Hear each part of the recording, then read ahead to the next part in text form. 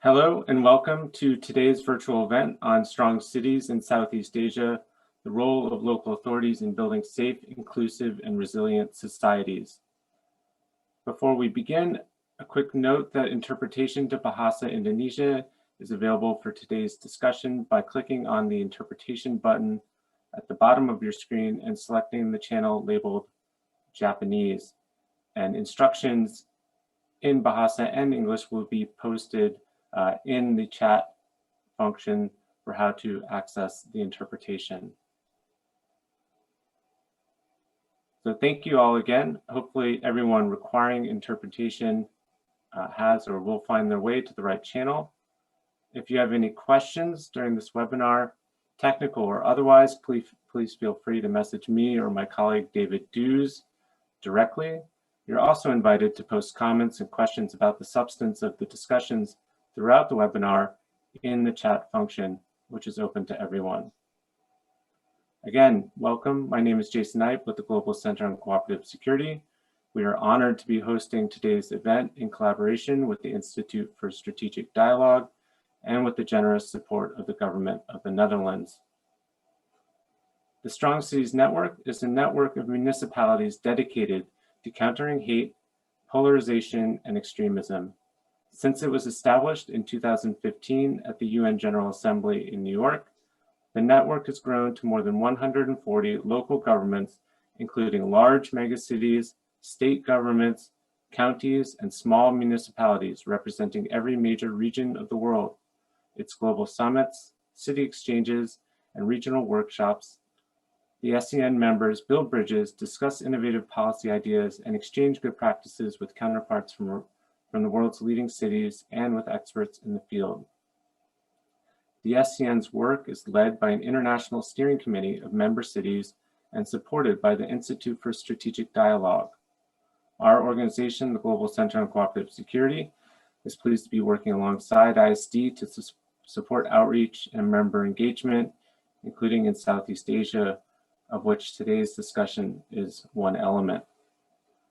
As cities and communities across Southeast Asia continue to be negatively impacted by violent extremism, local governments and practitioners have a critical role to play in addressing the underlying conditions that can drive extremist violence and in shaping safe, resilient cities that put human rights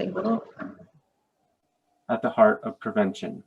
Local government leaders are often closest to their communities and better understand the local drivers and grievances and are well placed to coordinate and develop effective, credible prevention with grassroots focus. Working with civil society groups, local governments can help identify the early signs of violent extremism, foster trust between communities and institutions, and facilitate vital multi-agency cooperation that reaches across public services and civic institutions. In many cases, however, local authorities have few opportunities or face significant obstacles to engaging on preventing and countering violent extremism, or PCVE. Local actors may not be involved in discussions and decision-making around what is often classified strictly as a national security issue, or in designing and developing national PCV strategies and action plans. So it's to this end, with the generous support of the Government of the Netherlands, this event will discuss the important roles that cities and local actors play in building safe and inclusive societies that are more resilient and able to respond to violent extremism.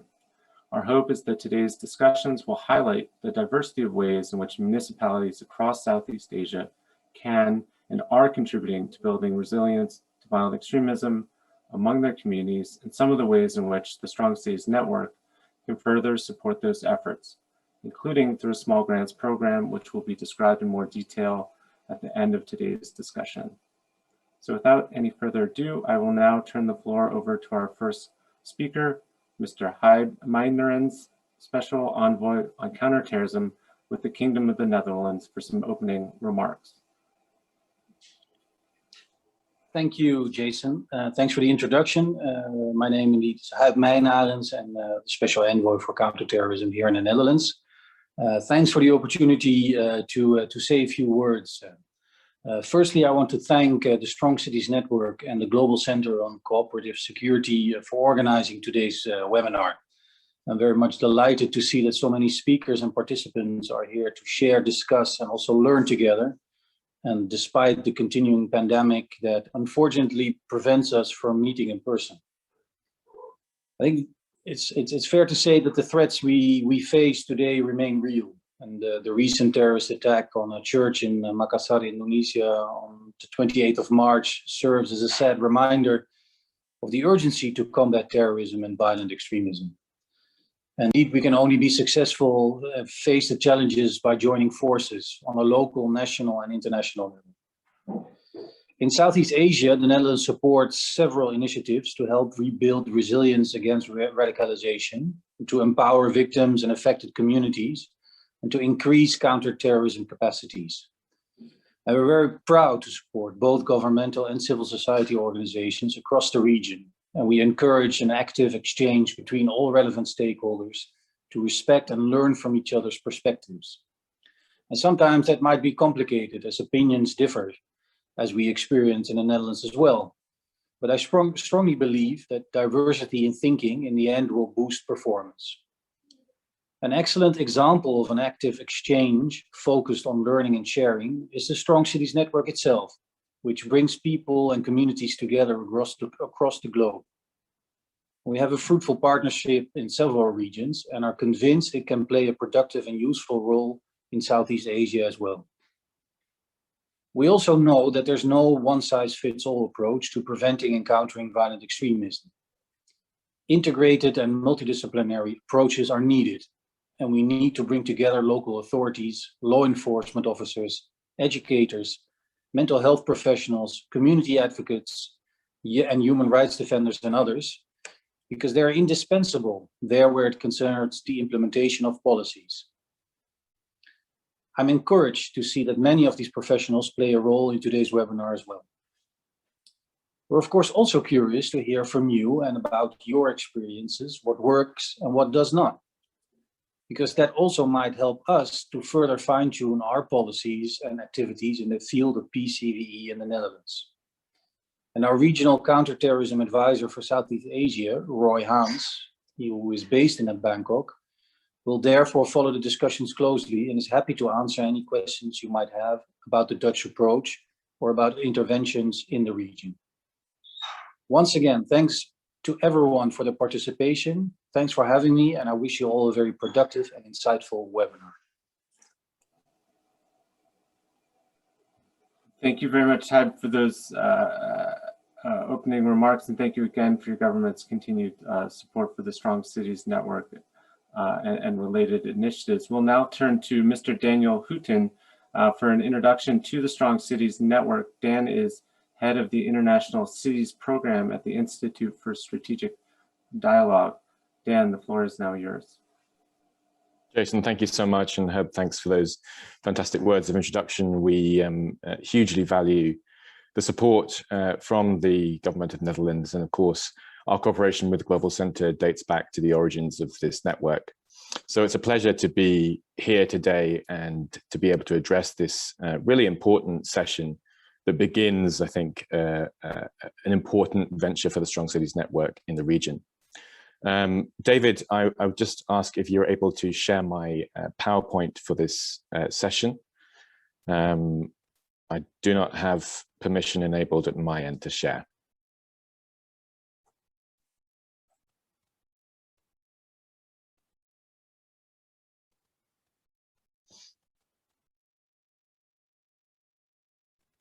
Brilliant.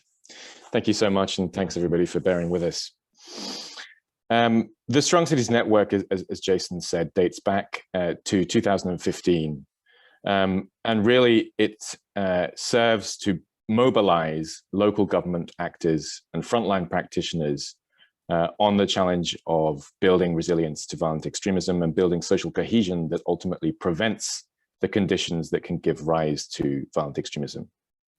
With the rapid pace of global urbanization, not least in the Southeast Asian region, to ignore cities and city governments would be a grave mistake to any public service, enterprise and social challenge, let alone to terrorism, extremism and radicalization.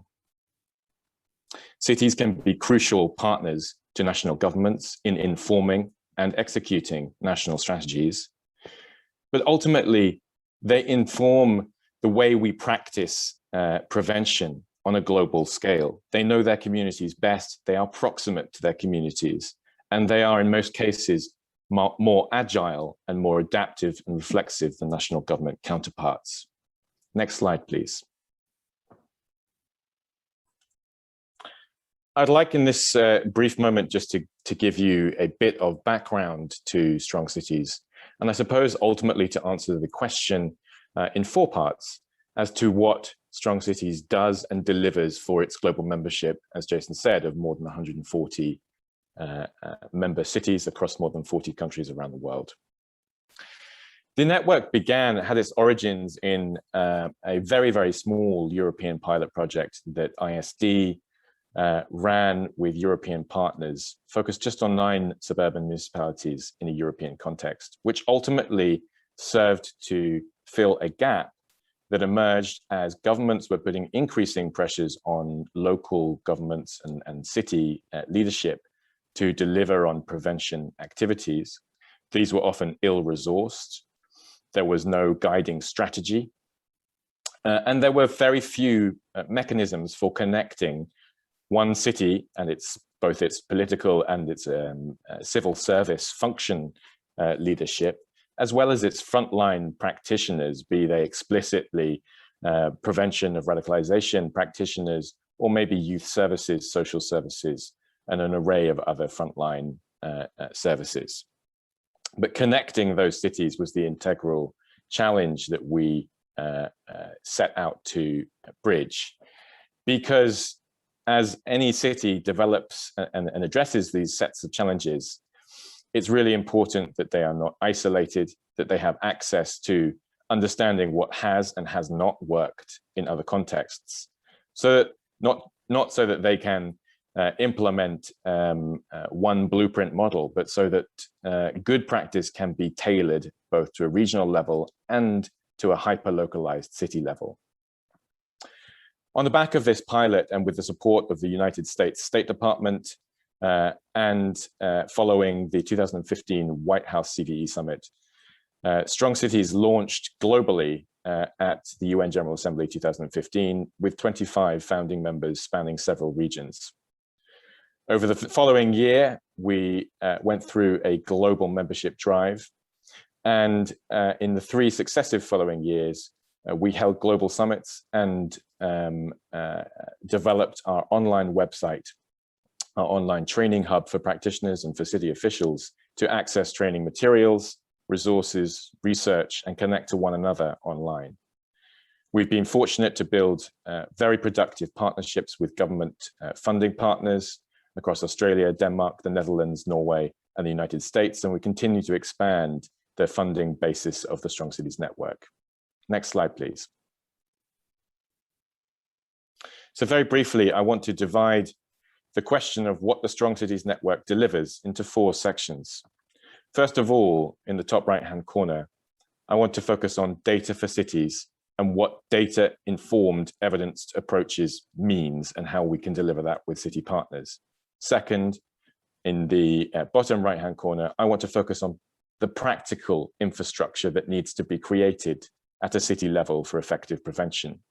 Third, I want to focus and highlight the training and expertise that the network serves to deliver, either on a regional, a global, or a very focused individual level with our member cities. And finally, and I realize this is grouping a number of aspects together, but we promote and serve subnational policy leadership. We promote peer relationships and connectivity, obviously, between one city to the next, but also we look to scale good practice through relationships between national and local governments. Next slide, please. Focusing first on that data point. This covers online and digital analysis to understand what the online extremism content being circulated in one region is, to understand how hate speech manifests itself online, how hate speech and extremist speech migrates from one platform to the next, and to understand how that relates to offline understandings of risk.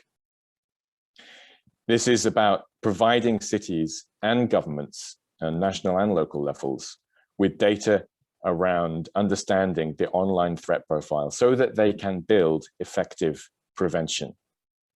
Second, that data doesn't just need to be provided online. It needs to be focused on offline community-based attitudinal data to understand not whether there is a certain percentage or a certain number of radicalized or at-risk individuals per se, but to understand what the data points are on vulnerability, on resilience levels, and to make sure that programs that target increased resilience are able to develop indicators to effectively monitor and evaluate their programs. And finally, this serves as the basis for a risk assessment that should drive action planning processes nationally and locally. Next slide, please. This is a critical piece around the infrastructure that cities require at a local level to coordinate prevention. There will be many different actors involved in and essential to prevention depending on the environment and the context. Bringing those together cohesively and bringing cities into the fore as a coordinating body is essential for developing this model. Our local prevention network model looks at how we bring roughly a dozen stakeholders together, from local government to public services across education, youth, religious institutions, you name it, whatever is relevant in the context, so that these stakeholders can inform, develop, and ultimately deliver on good practice and prevention activities. Next slide, please. Finally, the next section I wanted to focus on is on training and expertise, really, and how we deliver subject matter expertise to our cities. Our cities have, of course, the best understanding of their local environments. They can tell us the background and the social dynamics that make up their own communities, but providing them with the expertise around specific prevention of violent extremism training is really important. So this year, for example, we prioritized developing resources that help mayors, governors focus on post-incident and crisis response, how we can work with frontline stakeholders to develop psychosocial support for vulnerable young people, how we can use that and other methods to enhance rehabilitation and reintegration priorities across many of our focus countries, how we can empower youth engagement programs that don't just engage young people in an isolated way, but bring them together with city leadership. And of course, over the past year, and it will continue to be a priority, we have worked with cities on countering and understanding, first of all, the plethora of dangerous disinformation related to COVID-19, including that tied to terrorist organizations or extremist material. And final slide, please. Now, this is what we're here to do today. We're here to connect with you. We're here to build relationships between cities within the region and outside of the region. And we're here to build relationships between cities and national governments around this specific priority area. We understand there will be resistance and there will be obstacles to all of that cooperation, as is expected in any region. However, one of the things that we have found essential to building these relationships is the development of action planning and streamlining national and local action planning processes. We've built peer relationships between cities through direct bilateral exchanges from one city to the next, so that you can understand and actually see for yourself how certain programs work effectively in one context and how you might adapt them to your own. We built regional cooperation and are starting to build out sub-regional hubs through events such as these. And of course, we brought together the global network through global summits. Now, Eric Rosand will speak later to national local cooperation specifically, and the really important work stream that we have developed there, which is an essential component of how we can scale good practice, so that it is not a scatter of a few small cities that benefit from our work, but where some of those cities develop good practice, we're able to scale that in partnership with national governments. And of course, that we're able to spread that on a regional basis. Next slide, please. And so that brings me to the end of these opening remarks. I wish you a successful and an engaging webinar today, and I'm really, really grateful to be a part of it. If you require any further information on Strong Cities, please contact me directly, please visit our website, and we'll be very happy to help. Thanks very much.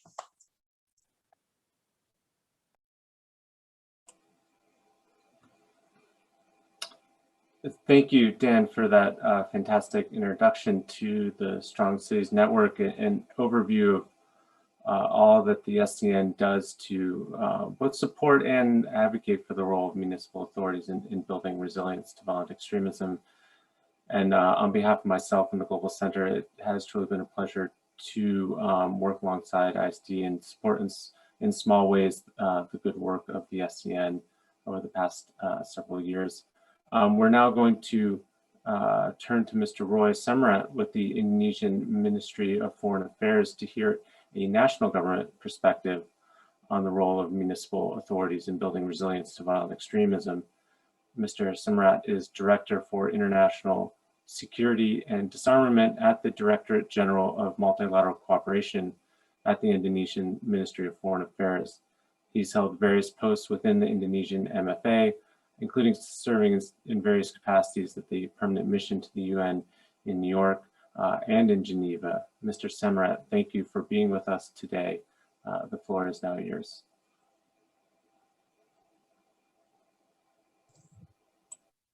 Thank you very much, Jason.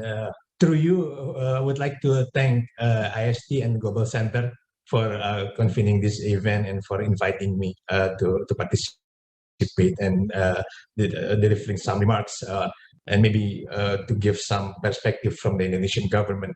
And also we would like to thank all of you partners here for your engagement through the Global Counterterrorism Forum, especially in one specific working group, the working group on countering violent extremism, which Indonesia co-chairs together with Australia. And speaking about this particular GCTF working group for CVE, for countering violent extremism, one of the pillars of the work under this particular working group is on the promotions of national local cooperation in preventing and countering violent extremism, or we always call it PCVE, through multi-sectoral approaches to CVE issues. And maybe I can also inform colleagues that on September last year, 2020, under the working group, we produced the memorandum on good practices on strengthening national local cooperation in preventing and countering violent extremism conducive to terrorism. And practically, I'm also happy to see Mr. Eric Rosen, one of the colleagues and premier experts, also present in this meeting. I believe he will elaborate further on the substance and the content of the memorandum. If I may just try to be concise with the time, my presentation today will focus on three key aspects that I will briefly share here. First, the overall perspective from the government of Indonesia on the role of local authorities in preventing and countering violent extremism.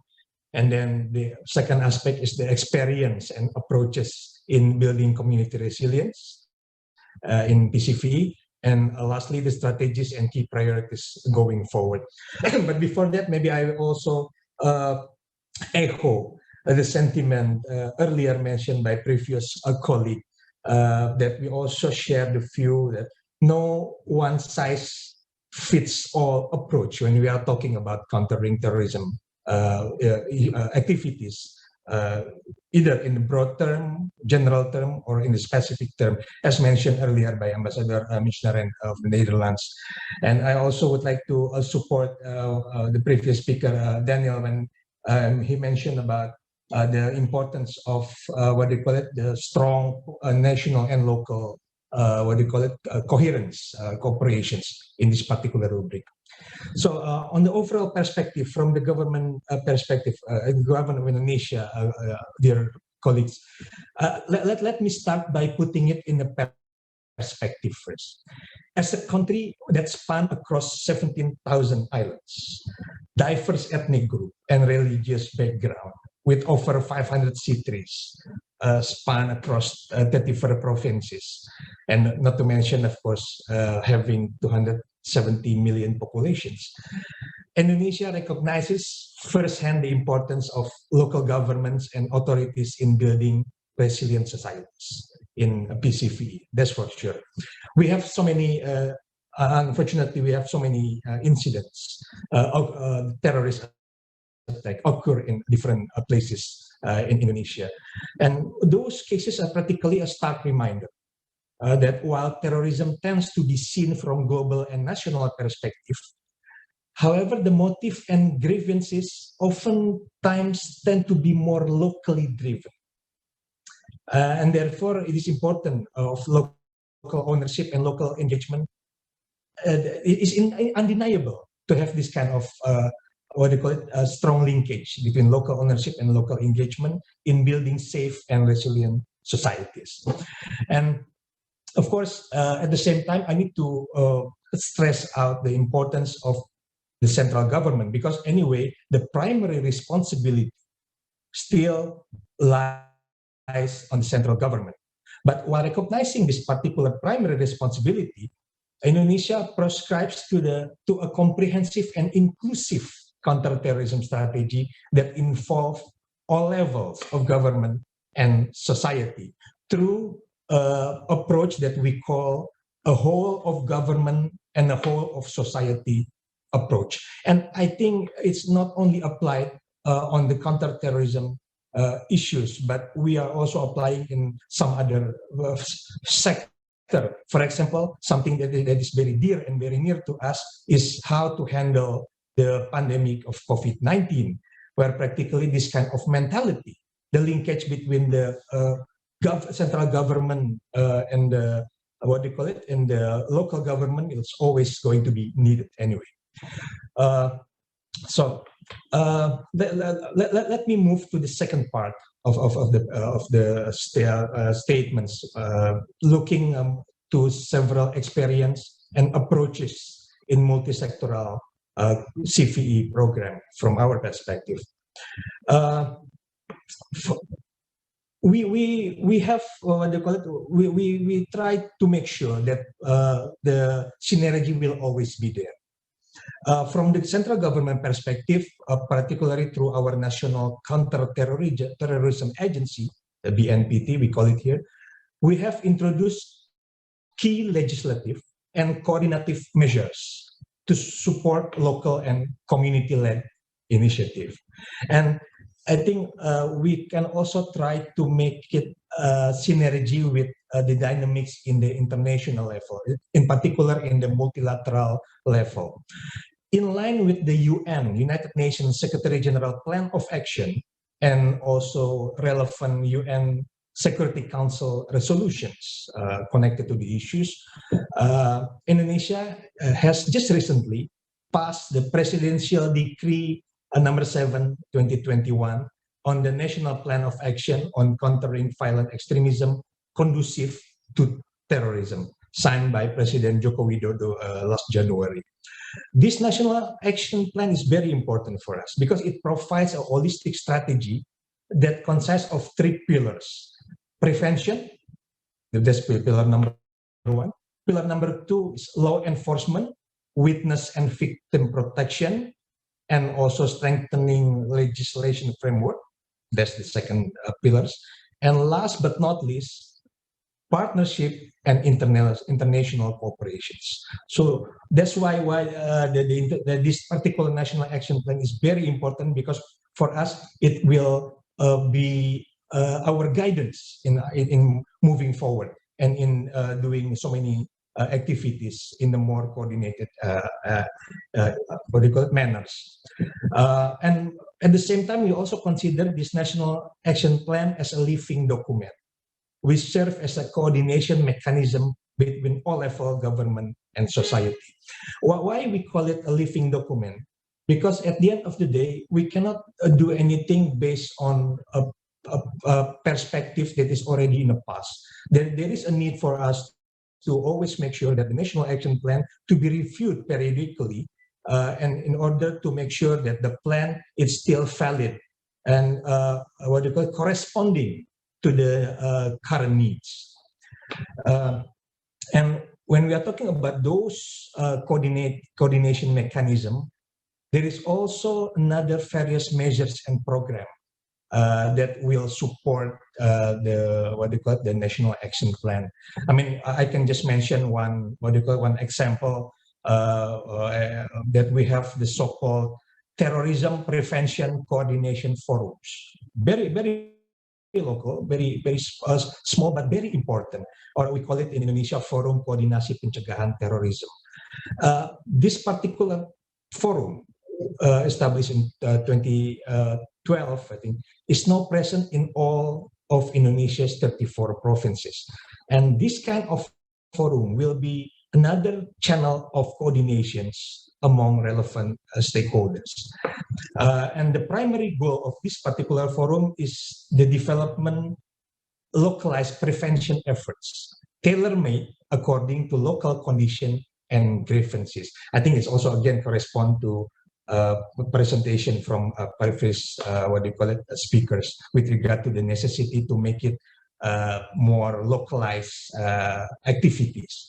So I think maybe in short, that is the framework of our intervention today.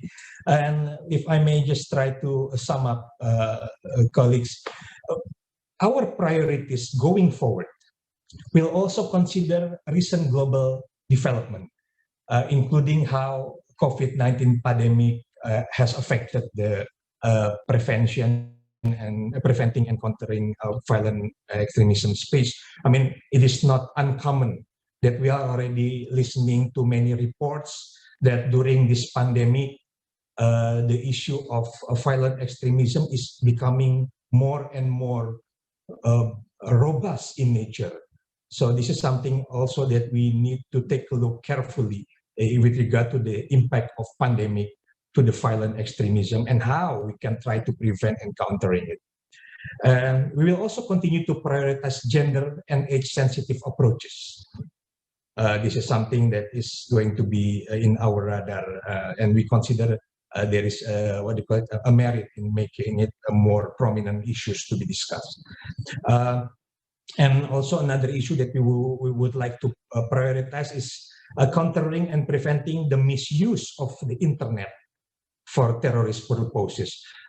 Again, during this particular situation during pandemic, when everybody is more connected to internet, is becoming prominent, the danger coming from the misuse of the internet. And of course, lastly, we always going to make sure and spare no efforts in strengthening national local cooperation in PCVE. So those are priorities that we are currently have. And of course, we are looking forward with working together with all partners, from other stakeholders, not only from the government side, but also connected to other stakeholders, internationally, regionally, or bilaterally, to explore further opportunities for collaboration under those rubrics I mentioned earlier. So I hope my intervention will be practically can give another perspective throughout the event today, and hopefully it will be useful for all of us. So thank you very much. Looking forward for the question and answer session later on, if there is any. Thank you very much.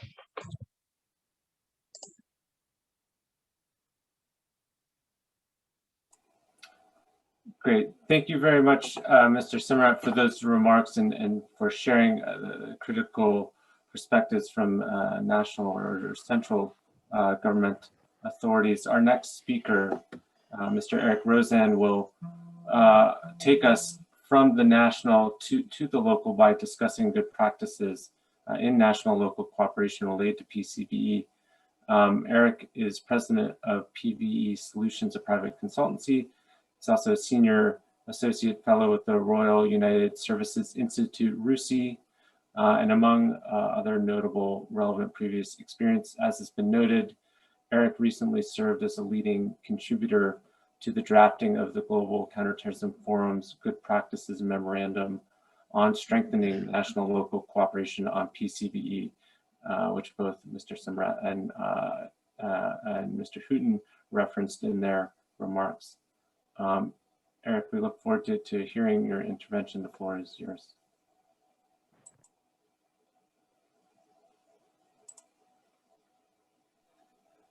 Thank you, Jason, and thank you to ISD and the Strong Cities Network and the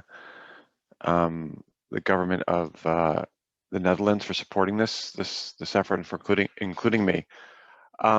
It's been recognized for some years now that a range of stakeholder groups, including government, civil society, academics, and the private sector, are critical to preventing and countering violent extremism. And over the past few years, as we've seen the number of PCVE activities grow, they've tended to focus on individual stakeholders or issues, whether at the national or local level. And this has, of course, generated numerous recommendations, good practices, and other PCVE guidance that target particular stakeholders or, again, address specific issues.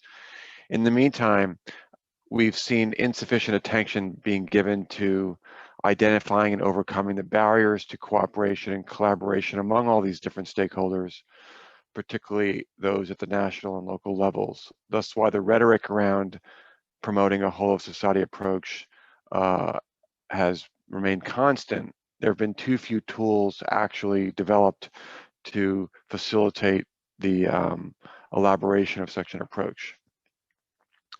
And so when strengthening the systems and structures and processes that enable cooperation between the different levels of actors, including non-government and government, including national and local, this is critical to ensuring that the contributions of the different CVE actors inform a strategic and inclusive approach to PCVE policies and programs within a specific country. So to focus more attention on the issue of national-local cooperation across the range of PCVE issues, the GCTF CVE Working Group recently ran an initiative involving more than 200 policymakers and practitioners from dozens of countries, including national and local government, NGOs, civil society, the private sector, international organizations, and academics. And the purpose was first to identify the barriers and challenges to cooperation between national and local actors across the PCVE domain. And the second was then to elaborate the first set of international good practices for overcoming the obstacles and strengthening national-local PCV cooperation. These 13 good practices were endorsed by the GCTF last September, as our colleague from Indonesia has noted, with two overarching objectives. So the first is to enhance the impact of the many existing different PCV activities that are underway, enhancing that impact through stronger national local cooperation. And secondly, to better position countries to have the mechanisms, platforms, partnerships, and collaboration in place to implement and to sustain a whole of society approach. The good practices cover a range of issues, beginning with the need to first gain an understanding of the barriers and challenges to national local cooperation in each context. This can then help focus attention and resources on the solutions that are most likely to overcome them.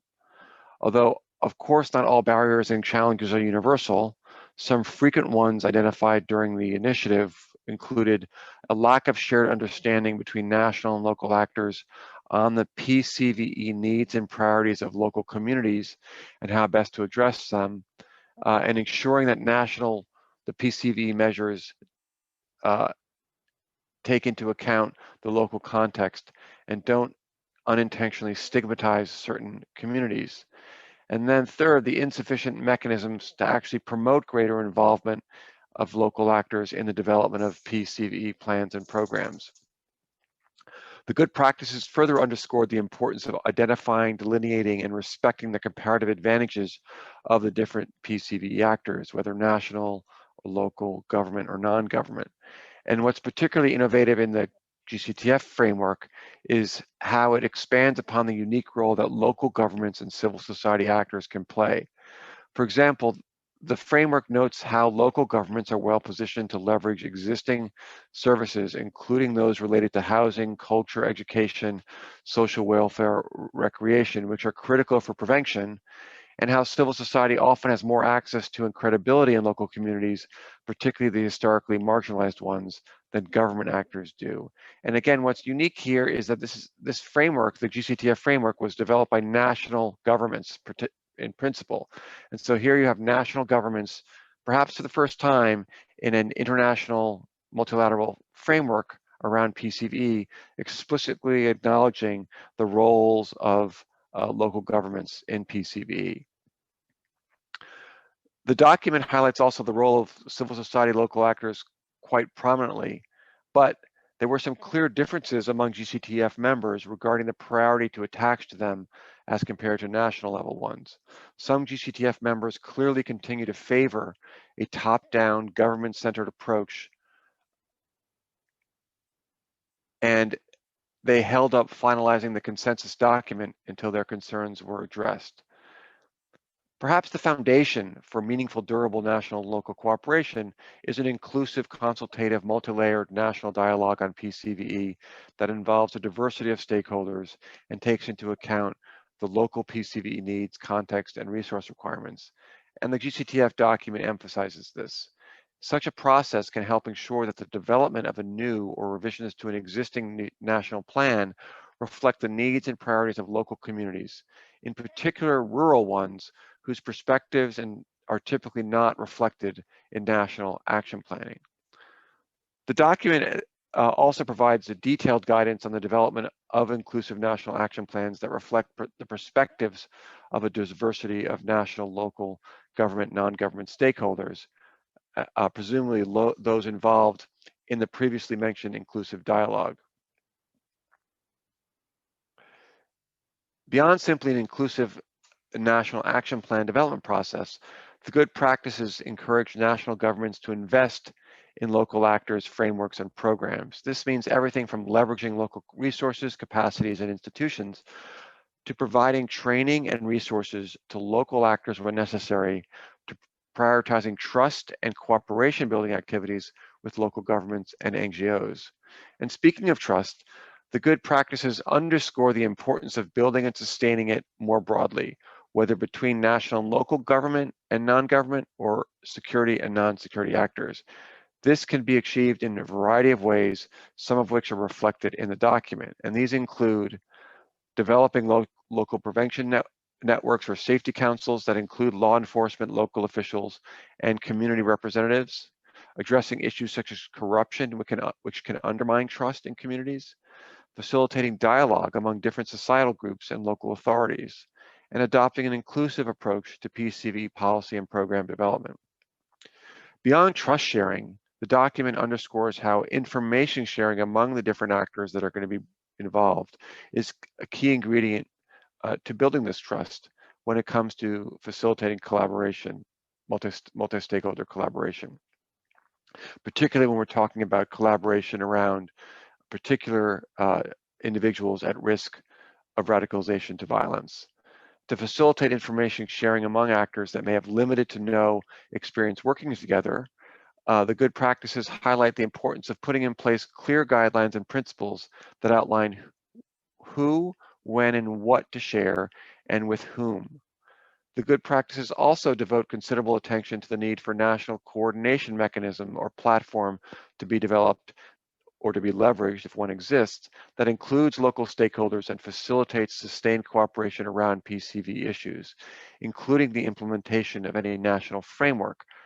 This sustained cooperation should be among different national and local level ministries and between national and local actors non-government actors. So both horizontal and vertical cooperation and collaboration.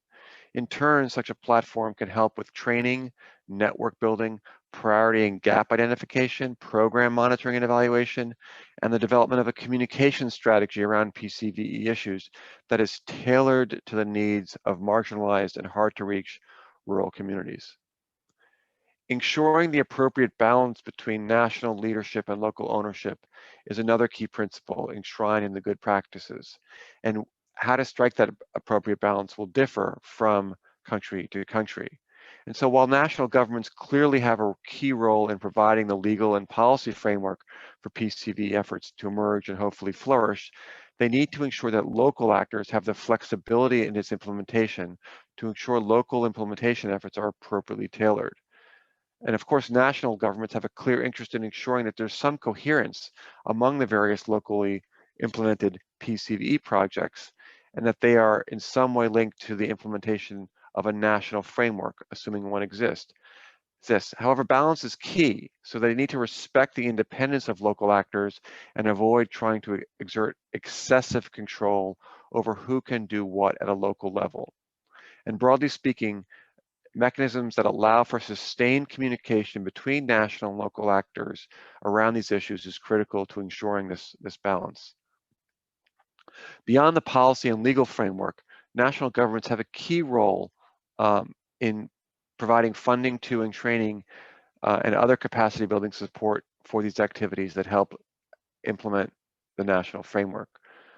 In terms of funding, the GCTF puts forward a number of particularly innovative ideas, including the idea of a local implementation fund that could include private sector and international donor resources and address a range of issues of concern to the relevant local community or communities, including violent extremism.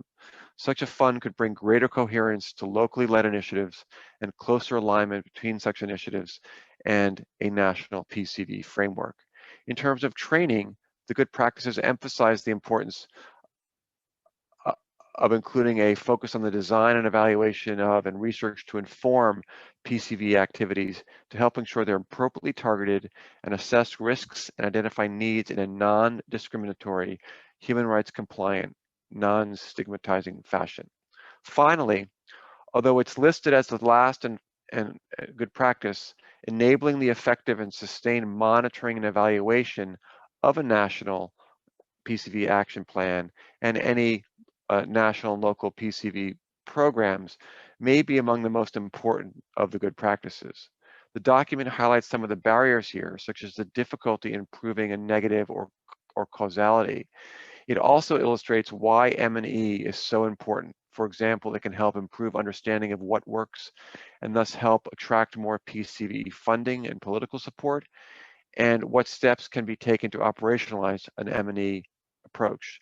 This includes building the capacity of local actors from civil society to municipalities as it relates to project management, financial administration of programs, and monitoring and evaluation.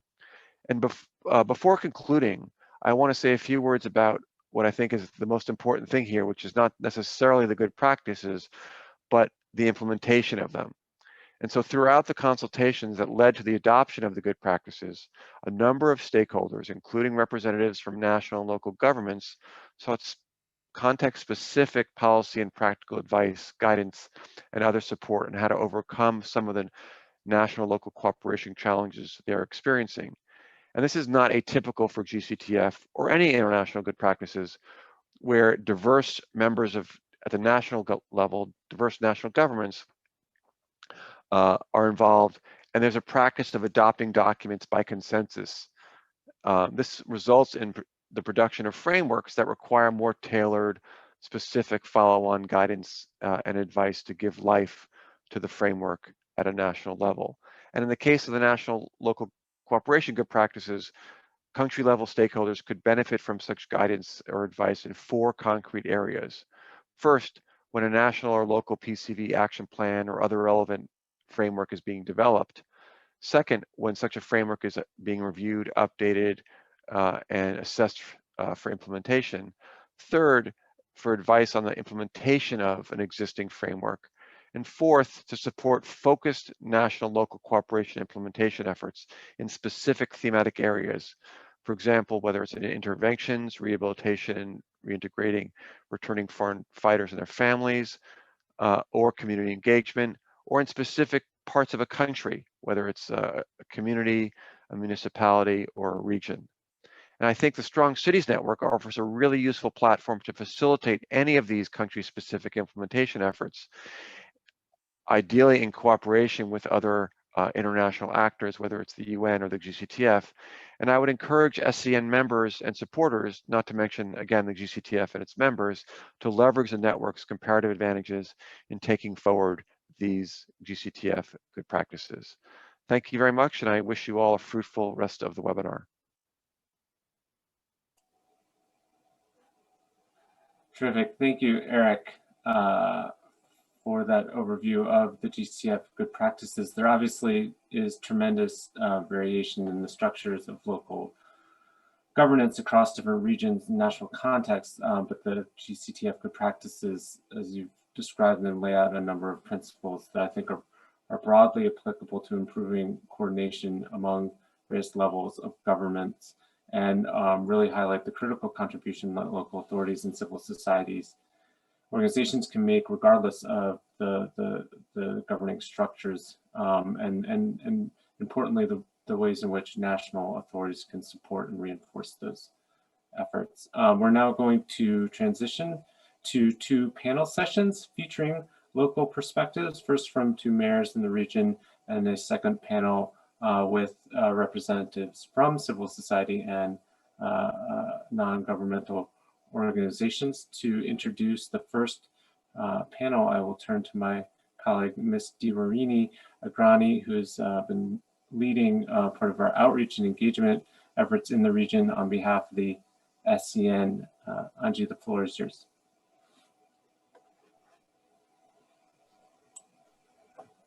Thank you, Jason. In our first panel, we will be focusing in on 2 cities in Southeast Asia to hear their perspectives, approaches, and priorities in addressing violent extremism and building more inclusive, resilient cities.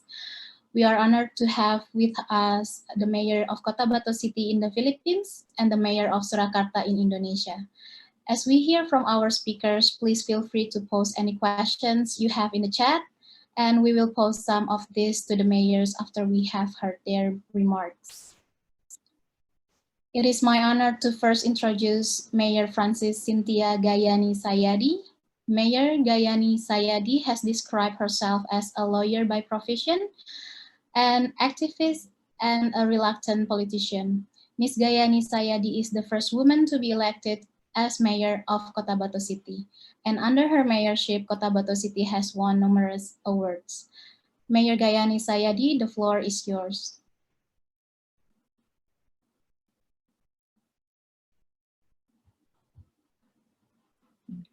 Good afternoon. Can you hear me? Yes. Yes. Okay. Let me begin my message by expressing how proud I am of COTABATO City. More than a decade ago, this city was almost never heard of. People from the northern part of the country give you a questioning look whenever you mention the name of our city because they do not have any idea where it is. But today, COTABATO City is one of the cities that our national leaders now recognize. In almost 5 years of being the mayor of COTABATO City, I have worked hard so that our city will gain the trust of many investors and for it to be known as a competitive city anchored by accountable and dependable governance. For many years, we have reaped several recognitions like being one of the most business-friendly and child-friendly cities in the Philippines, and we also do not fall behind other independent component cities in the search for the most competitive city in the country. We are presently number 1 in the entire Region 12, number 2 next to Tagum City, and we are ranked number 20 in the entire country. We have also maintained our good financial housekeeping, and we have been a recipient of the prestigious Seal of Good Local Governance. But you know, This would not have been possible if the Cotabateños were not open to change. Yes, during my administration, I have introduced various changes in the way the government is run. Many of our laws have been updated, the activities of the city government have been upgraded, and our ties with the city's stakeholders have been strengthened. It may sound like everything was only a walk in the park, easy and relaxed. But no, nothing was easy, especially in a place like ours that is open and vulnerable to many threats, as it is geographically located in between provinces where wars against rebel groups have been waged by the government forces. More than the volatile peace and order situation that our city had been suffering from in the past years, the instability of our neighboring towns because of rebellion and terrorism has also an enormous effect to our economy. So at the start of my administration, in 2016, I had implemented innovations such as the Ronda. I am the first mayor in the whole country to conduct a nightly patrol together with our local PNP, the Task Force COTABATO, our barangay people, and some volunteer groups to ensure that the people are properly adhering to the implementation of our curfew, or what we call here discipline hours. But more than the observance of the curfew, the Ronda aimed to block any attempts from outsiders to wreak havoc here in Cotabato City. In fact, this has been recognized by the PNP National Headquarters, citing it as an effective tool in curbing the crime rate. In 2017, when the Marawi Siege happened, President Duterte put the whole of Mindanao under martial law. Curfews were observed everywhere, and security was tightened because of the possible spillover of the terroristic acts of the ISIS-inspired group. Cotabato City was one of the most anticipated cities where this spillover might happen. Because Cotabato City is an open city and has numerous entry points, both in land and in water, people can come and go conveniently. This made it easy for terrorist groups to establish links here and entice our youth in believing their ideologies and joining their extreme causes. So from then on, we had been closely coordinating with our military forces for us to be able to implement counter and preemptive measures that will shield our city from these terrorists. Security was tightened at all entry points, and people who came here were strictly filtered because of news that some of these terrorists disguised themselves as civilian fleeing from the war zone. We had empowered all our civilian volunteers and sparked vigilance among our citizens. Our local authorities have also closely monitored the activities of the individuals whom they have earlier identified as the links of these groups inside the city. Weeks have passed and our guards were still up, but thankfully, the siege ended without any spillover. But because recruitment to this ISIS-inspired group still continued, the youth of Cotabato City were not spared from falling victims to their propaganda. Even other leftist groups like the CPP-NPA were rumored to have conducted recruitment activities in our city in the past. As the city's mayor and as a strong advocate of the youth's rights, I cannot let this happen in my administration. I have also realized that violent extremism cannot be solved with the use of arms alone. We in the local government units also have the important role of identifying the root cause of the problem and providing solutions thereof. With this, the local government has partnered with our security forces, different government agencies, non-government organizations, civil society organizations for the regular conduct of prevention and countering violent extremism activities in different schools, barangays, or villages, and others. These lectures mostly targeted students from the secondary and tertiary levels because in our case, they are the ones who are more likely to be recruited. Because today's generation is exposed to many things that can affect their mental health, like peer pressure or coping up with their studies, they are somewhat defenseless against the doctrines used by violent extremists. So, in our lectures, we emphasize on what Professor Harold Ula of Georgetown University had said after he had studied violent extremism and its root causes. He said, "It is not poverty and misery that creates violent extremism. It is violent extremism that creates poverty and misery and death." With the presence of our other line agencies, we make our youths realize that they have the biggest role to play when it comes to putting an end to the nuisance brought about by violent extremism. Another program that we have implemented in 2019 was engaging the youth who were involved in local gangs after we have received reports that they have been proliferating in schools and on the streets. I had instructed our Office of Social Welfare and Development Services to craft several interventions for these teenagers to help them eradicate their bad behaviors. In a glance, gangsterism may not be related to violent extremism, but I believe that gang members may become potential rebels in the future if we, the adults, will not do anything. And so, for several weeks, we had engaged them. We played games with them. We conducted lectures for them. We gave them gifts like clothing and school supplies. From then on, we continued monitoring their activities, and we also encouraged their parents to do the same. We also made them see and feel that their government, their schools, their families, and their friends are all that they need.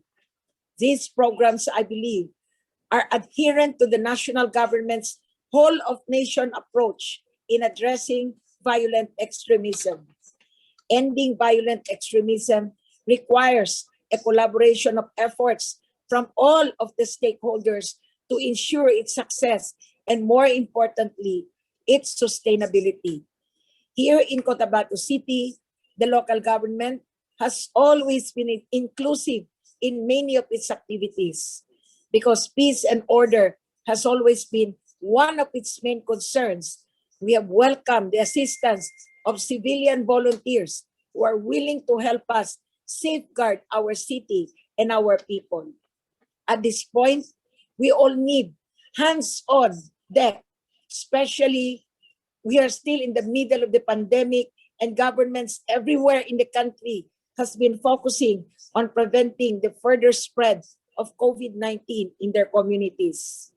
With that, I end my presentation for Cotabato City. Thank you very much. I will just stand by for questions and reactions from other participants later. Thank you, Ms. Gayani Sayadi, for your time to share with us. And now I would like to moving on to the next speaker. I am now honored to introduce Mayor Gibran Rakabuming, inaugurated as Mayor of Surakarta, Indonesia on 26 February. Gibran Rakabuming, Raka, was a young successful entrepreneur in culinary field with several brands under his name. Under his mayorship of Surakarta, Mayor Gibran's first aim is to accelerate economic recovery in order to lead Surakarta to become a modern, resilient, agile, creative, and prosperous cultural city. Mayor Gibran, the floor is yours.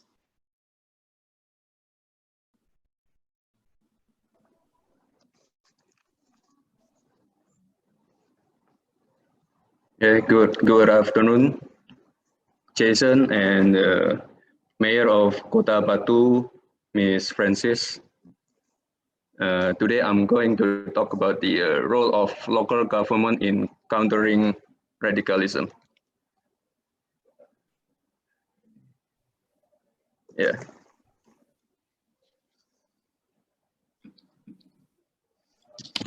So the phenomenon of terrorism in Indonesia has recently been getting worse, along with the phenomenon of radicalism.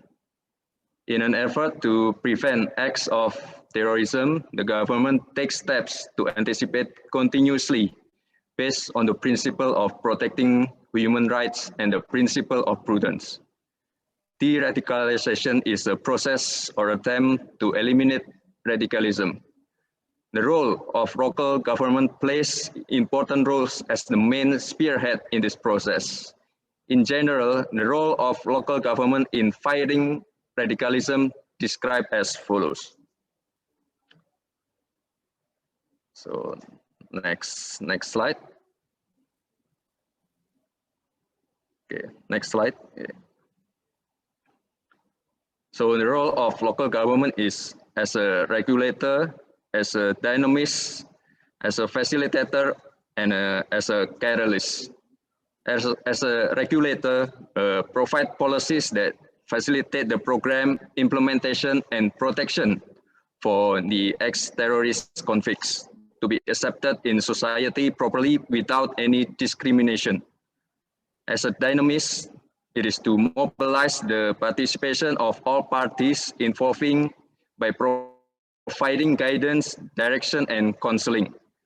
There are two forms of guidance given: personal and independent development program. As a facilitator, we provide facilities and infrastructure to support the empowerment of the ex-terrorist convicts, providing technical and non-technical guidance through comprehensive assistance and initial funding within the collaboration along with the private sector.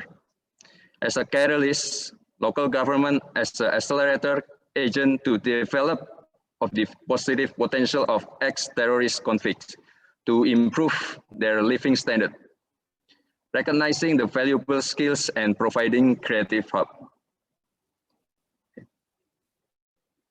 Okay, next slide.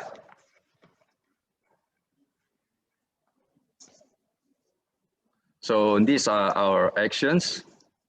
For preventive campaigns, we actively perform state defense and educate national ideology campaign in form of socialization, workshop, and FGDs, and interactive dialogue.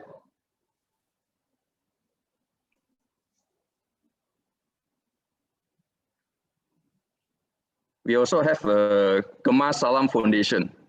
So this foundation was established on 2017 as an initiation of several former terrorist convicts facilitated by the government and Indonesian police force.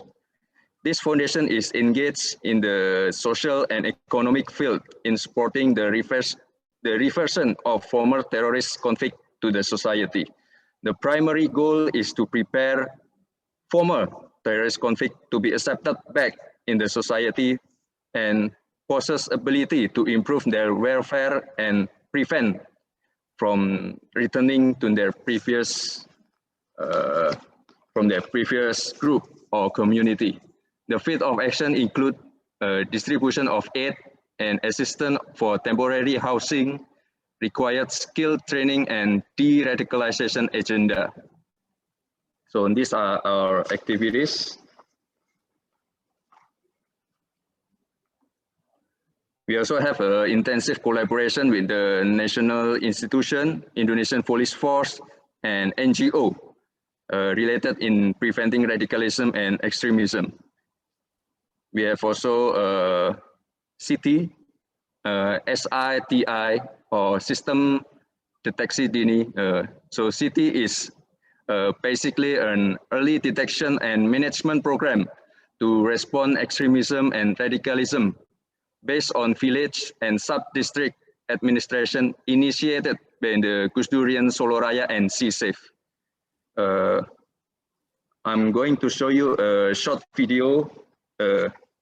Next slide. Next slide. Yeah. Yeah, and this guy used to be a suicide bomber, but he now owns a restaurant. Yeah. Saya di bagian timer sama meramunya. Timer itu untuk membuat bom itu meledak berapa menit, kemudian mau dibikin seperti apa, itu saya langsung ke Dr. Asyari waktu itu.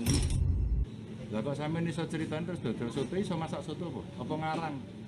Dulu katanya ahli meracik dulu ya, kita racik soto sekarang Pak. Ya wes, sekarang kita ngicipi sotonya. Balik kanan, yuk. Saya kira ini model repatriasi yang bagus ya. Kalau kemarin yang di mana Semarang umpama model repatriasi sosialnya ada yang buat rumah makan, peternak lele, dan di masyarakat diterima dengan sangat baik, berbaur jadi satu. Kalau Mas Jack ini sebenarnya lebih banyak lagi, dia tidak hanya soal entrepreneur di dalam jualan sotonya saja, tidak, tapi juga seringkali kita minta untuk kolaborasi, memberikan penjelasan pada generasi muda, pada masyarakat, begitu kan, sehingga orang bisa tahu seperti apa bahaya terorisme, seperti apa itu radikalisme, ciri-cirinya, penanganannya, sehingga di masyarakat seorang akan bisa waspada, terus kemudian mereka akan bisa peduli, dan kemudian kita bisa mencegahnya.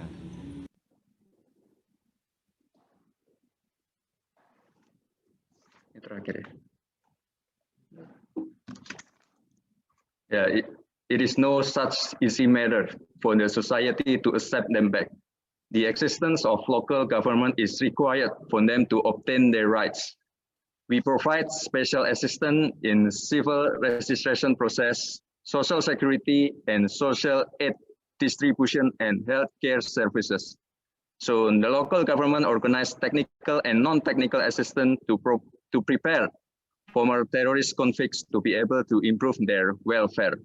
Assorted class of training are prepared in order to equip them with useful skills to survive in the society. So thank you.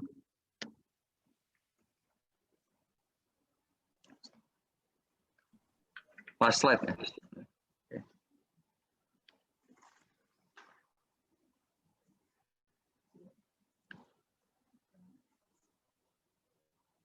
No.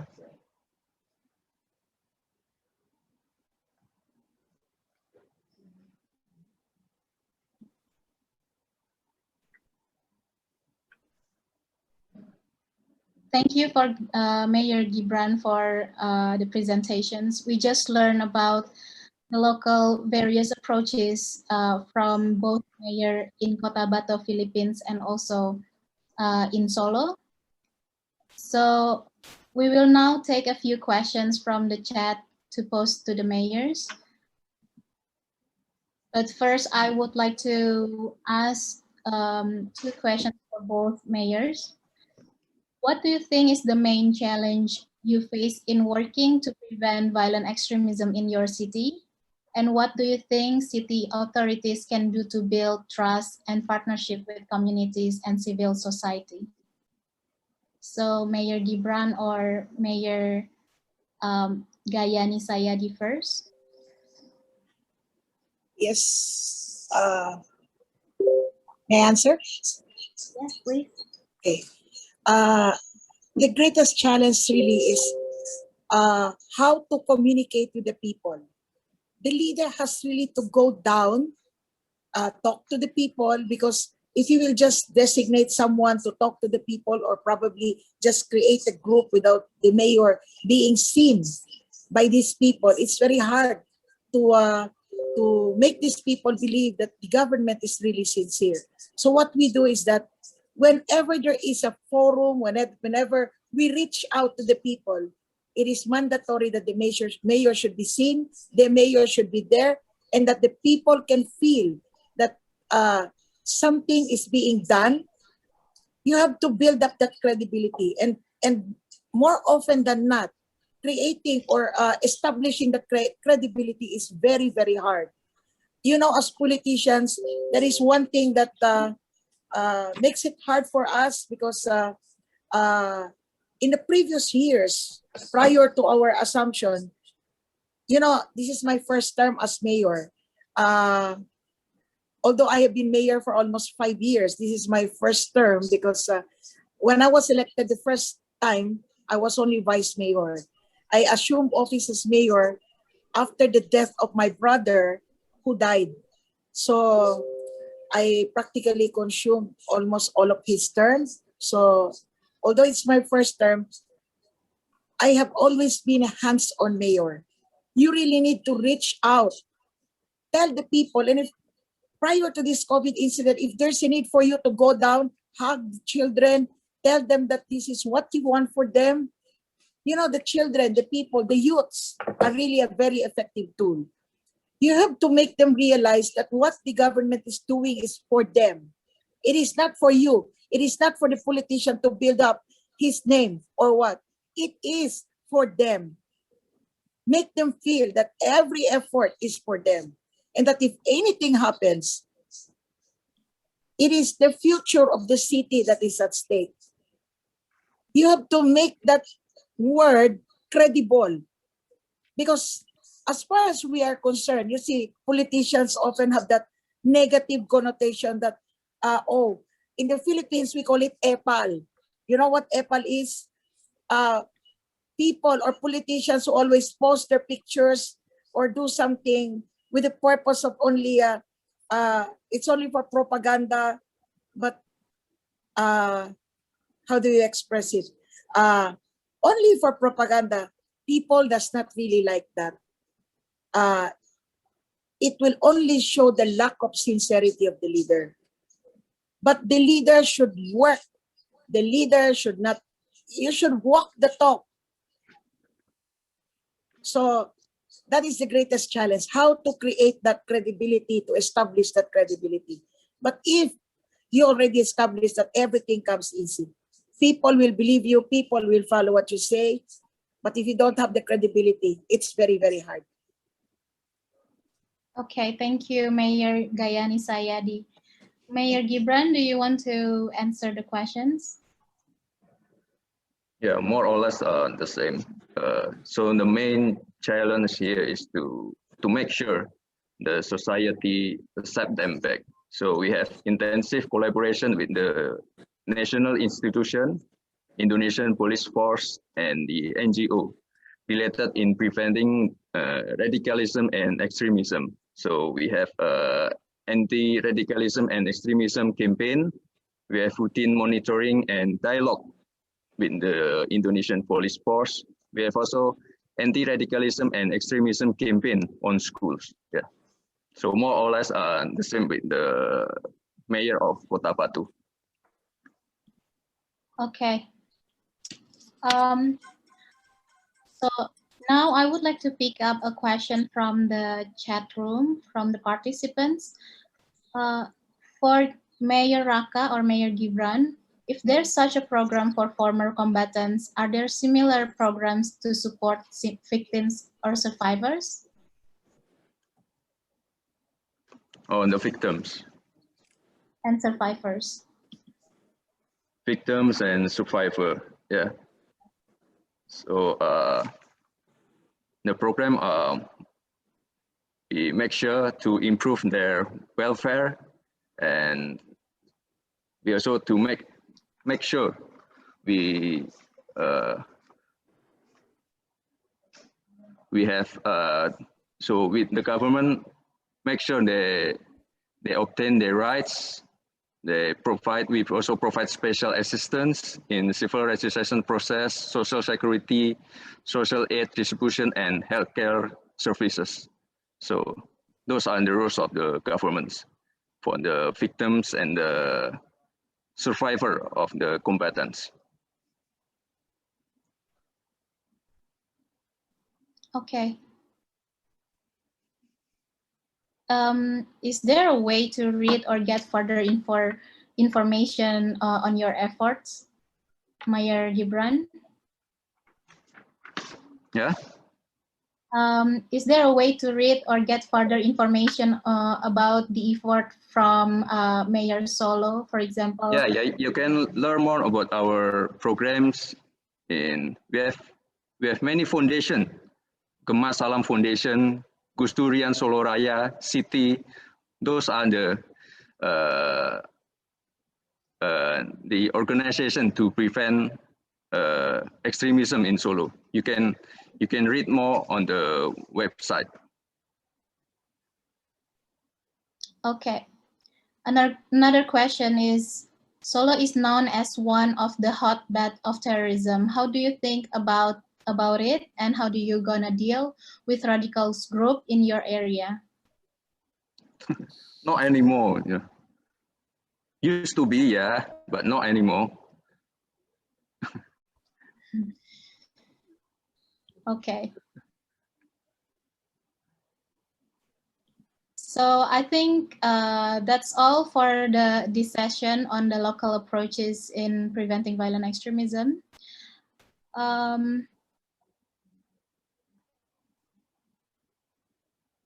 Sorry, one more.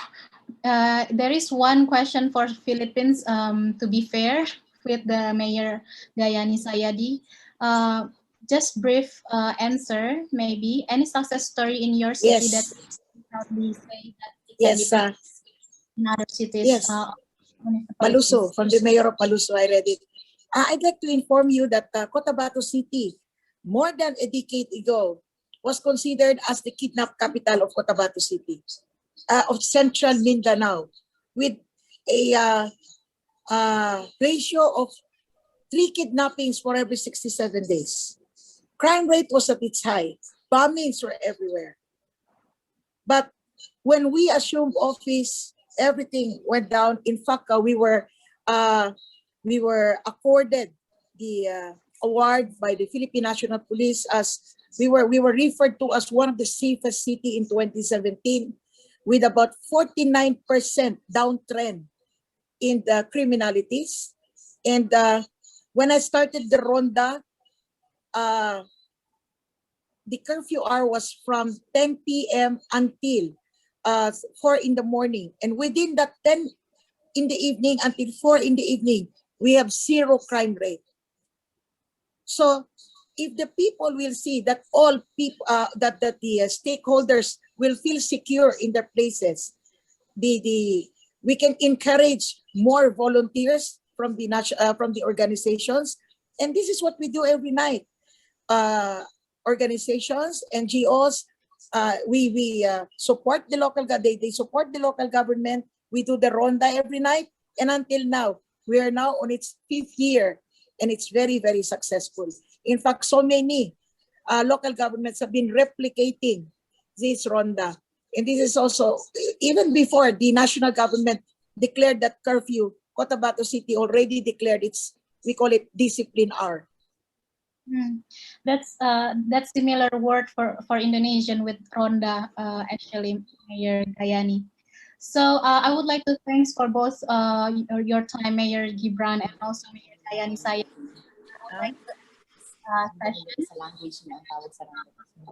I will over to you back to Jason.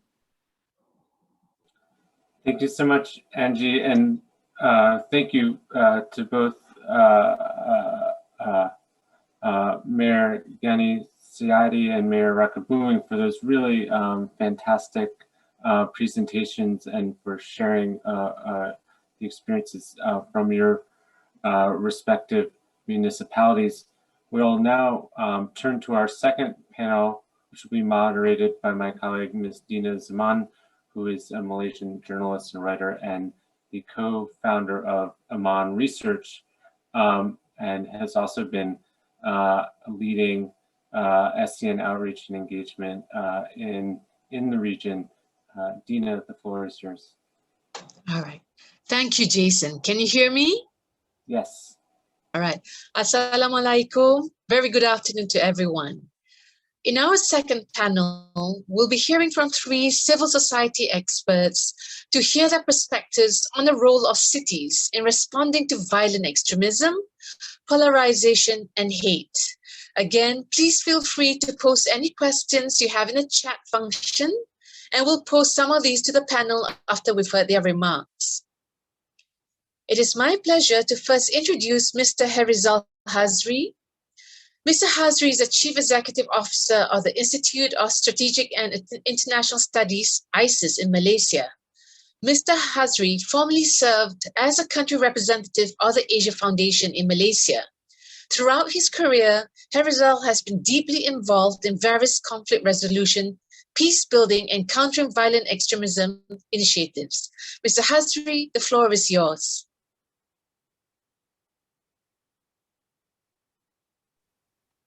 Thank you, Dina. I hope everyone can hear me. First of all, I'm humbled to be part of this. Thank you very much to the organizers to invite me to share some thoughts in the session today. I think generally what I'm going to do is I'm going to sort of like frame this presentation in three sort of like different aspects of how I feel the cities could play the role, a positive role in the prevention or countering violent extremism. But to do that, I would first like to talk about some of the threats and issues that I think, some of it has already been spoken about earlier. But I guess, my role is to really bring something that we have not really spoken in depth about today. And that's really to look at, the violent extremism as a product of unequal development, that affects communities. And then secondly, from there, I'm going to basically move on to sort of like link it with what cities can do to address this issue. And finally, I can share some suggestions of, how we can move forward.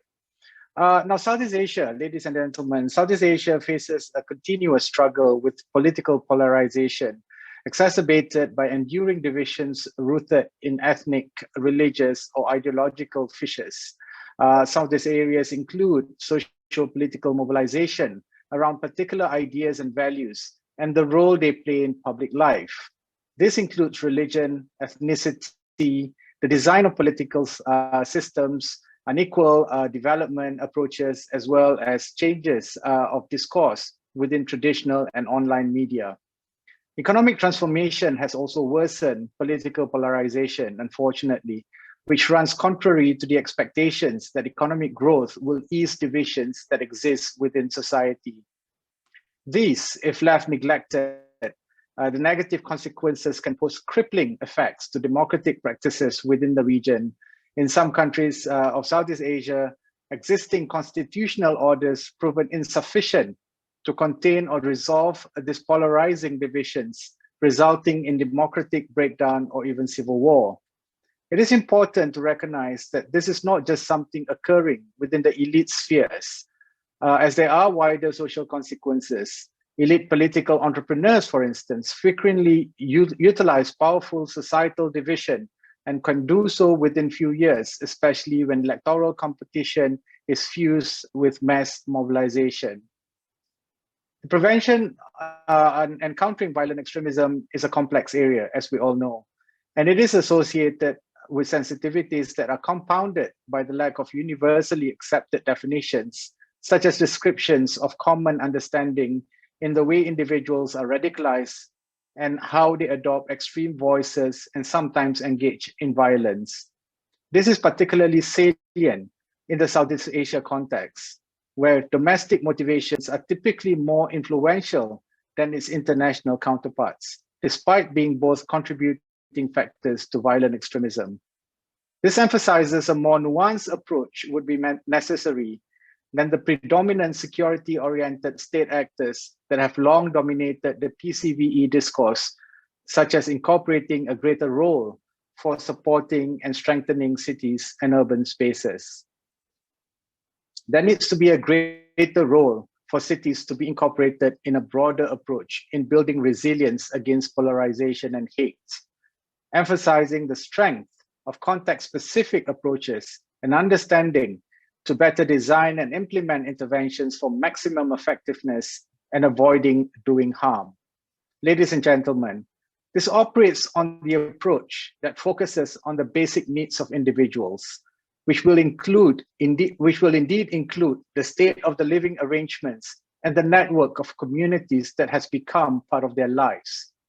It also highlights the question concerning the sustainable growth trajectories of urban areas, which has struggled to equally provide the basic needs of individuals in favor for more quantitative developments that may not necessarily be relevant for qualitative improvements.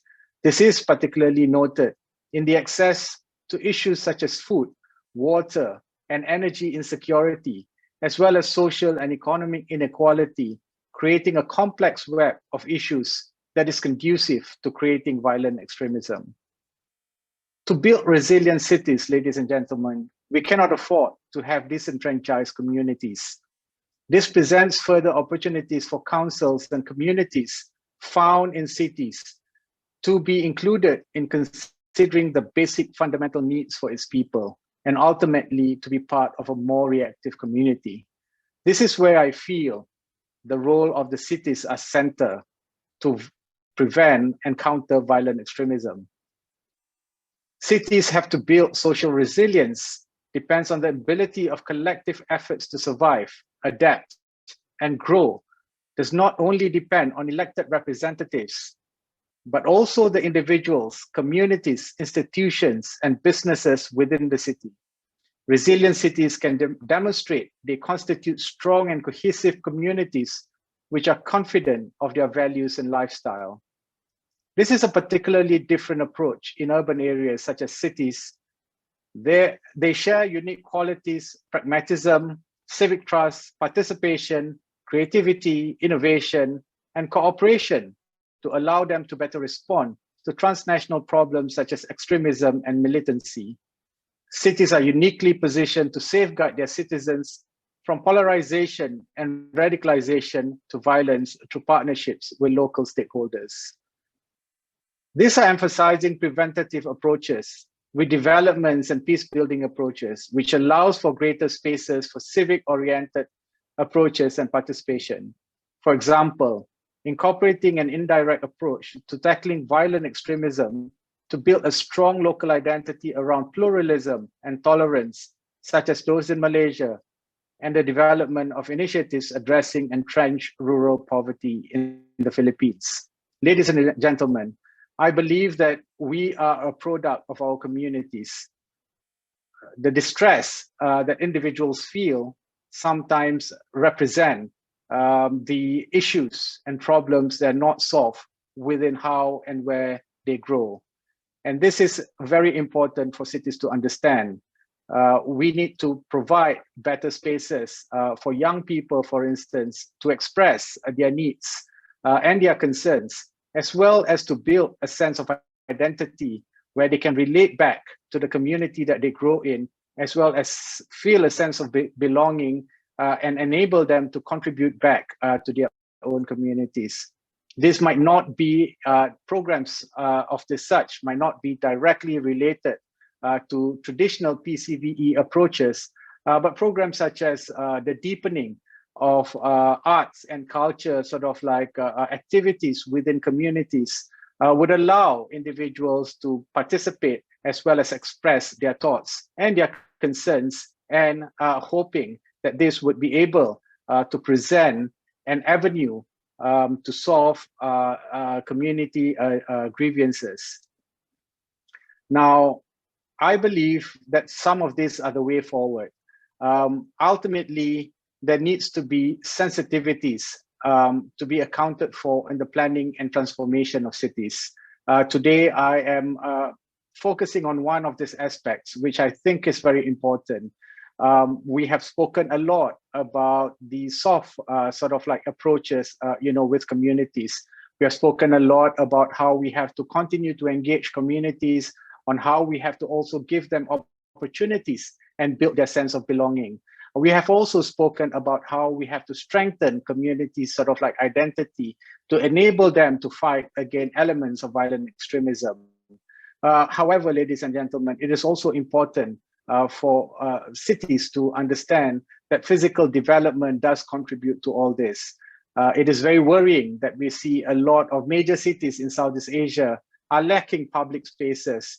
They are lacking sort of like, green areas where communities can actually congregate and talk about or share about their concerns, as well as find spaces where they can communicate and possibly come up with solutions to address some of these grievances. We have to understand that we have always existed in these communities, especially in places where I come from. I come from a tropical country, and communities has always been engaged themselves together in very much of communal work because of of good weather that we have throughout the year, or at least most of the time throughout the year. A lot of this have been taken away from communities in the name of development. We have highways now cutting through villages. We have pedestrian paths that cannot be used because it's insensitive to where original villages are being built. We even have modern schools that we think would actually solve education purposes, but in fact, it has contributed in the degrading of communities' sort of like ideas and resilience and their own resilience to many different things, which includes their tendency to fight against elements of violent extremism. The most classic example today is the pandemic. And we know that COVID-19 spreads very fast in areas which are dense, areas which are not properly well ventilated, for instance. And these are all consequences of modern development. We really have to relook into how we live our lives, how we build our cities. And of course, as more developed we become, we always strive to have a better sort of like, livelihood, better services, but we cannot forget our roots and how we practice or how community practice their lives and really protect that in order for us to really build the sense of identity and communalism that would in the end contribute to the prevention of violent extremism. Basically, what I am suggesting is we need to address the importance of basic necessities, bearing in mind of the mix of communities across various socio-economic, ethnic, and religious groups to ensure that there are plenty of opportunities to engage and communicate. These approaches will need to be flexible, rigorous, pragmatic, whilst ensuring they resume to be monitored and evaluated even in the long term. Ladies and gentlemen, I believe cities can act as the middle ground for addressing the macro and micro level sources of radicalization and extremism, providing both a source of smaller communities to engage, in addition to incorporating state and national level approaches. It needs to address broad societal macro grievances and lack of justice that can reduce factors and conditions that may be conducive to violent extremism. These issues such as poor governance, poverty, and marginalization need to be addressed by developmental programs or political reforms aimed to have a broad impact on a large sector of all of the population. There will need to be addressing deep roots, diverse drivers of grievances and conflict. Thus, this will be prepared to be committed for the long term, not to be forgotten or burned over time through changing political decision makers. Thank you very much for your time, and I hope this has been helpful. Right. Thank you, Mr. Hazri. And now, pleased to introduce Attorney Benedicto Bacani. Attorney Bacani is the Executive Director of the Institute for Autonomy and Governance based in Notre Dame University, Cotabato City, where he served as Dean of the College of Law and Associate Professor in Political, Administrative and Human Rights Law. His expertise lies in the examination of political solutions to conflicts and promoting the rights of minorities, and he has held positions with several organizations internationally, including as a senior fellow of the United States Institute of Peace in Washington, D.C. Attorney Bacani, the floor is yours. Thank you very much, Dina. Can you hear me? Hello? Yes, we can hear you very clearly. Okay.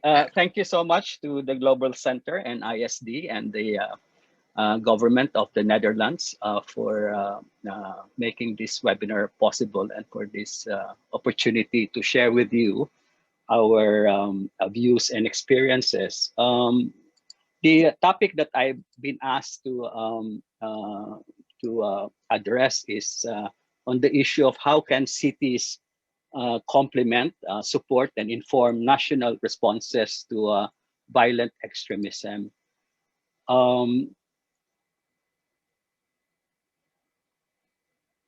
Subnational units, as we all know, being closer to communities than national government, are in the best position to understand better the context and the drivers and measures to PCVE. And the previous speakers have made mention of this many times.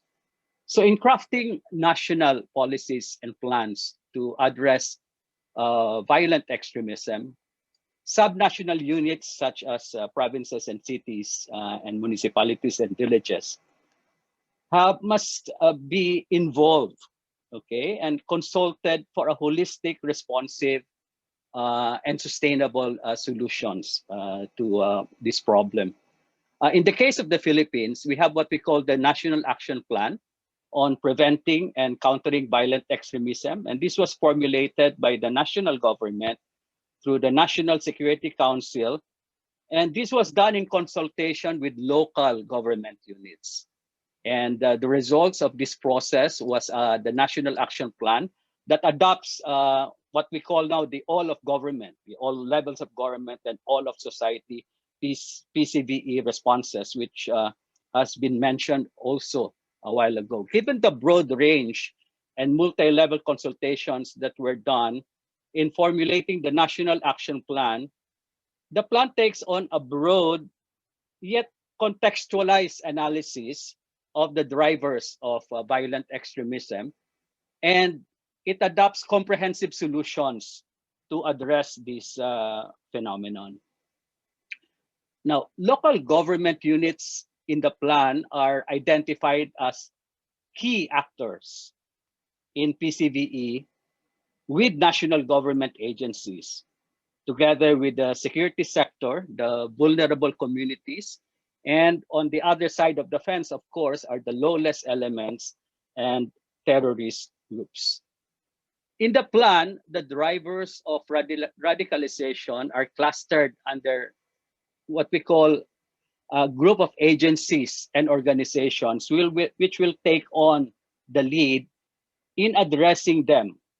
Okay, for example, in the National Action Plan, it talks about cluster participatory governance, economic development, human development, also poverty, among others. And these clusters, local government units, are always one of the leading agencies that will address these particular clusters of issues. This shows the important role local government units play in PCVE. At least that is on paper. No? So the importance of synergy and coordination. No? So that is very well established between and among national government and local government units in the Philippines is well established in the plan. But the problem, of course, is in practice. No? So, and there are challenges and tensions in managing these multi-level relationships in relation to PCVE. And let me mention that in the Philippines, the command and control of law enforcement agencies and the military is centralized in the national government and under the control of the President of the Republic. The hard approaches, therefore, are the domain of the national government. So, and local governments, on the other hand, which have constituencies and close to communities, they understand culture and drivers, they tend to focus on soft approaches. So the challenge is to find the right balance of employing hard and soft approaches, and that can be a source of tension between national and local governments. So you have problems such as lack of coordination, incoherent policies and programs that may result in this. No? In particular, in the autonomous region in Muslim Mindanao, so this is not uncommon for local governments to raise concerns that some of the security operations by the armed forces and the police actually promote that inhibit violent extremist ideology, you know, as they may be directed against wrong targets, they are violative of human rights, there's increased feeling of oppression, you know, with these operations.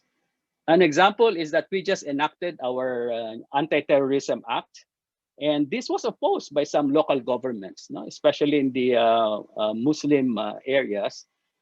In fact, the interim parliament of the Bangsamoro Autonomous Region in Muslim Mindanao passed a resolution asking the president to veto this proposed law. No? But of course, that has been approved eventually. But the reason is because it tends to subvert the fundamental rights and freedom of individuals in general and normalize abuse and discrimination against the Bangsamoro. So in our experience, so when we frame the role of cities and local governments as simply complementing, supporting, and informing national responses to violent extremism, this may be too one-sided, no, in favor of the national government and may not fully capture the dynamic relationship between multi-level governments in PCVE, where national tensions are there, but must be regarded as opportunities not only for greater coordination, but especially in understanding the context, in able to enrich the analysis, enrich the plans and programs to address violent extremism.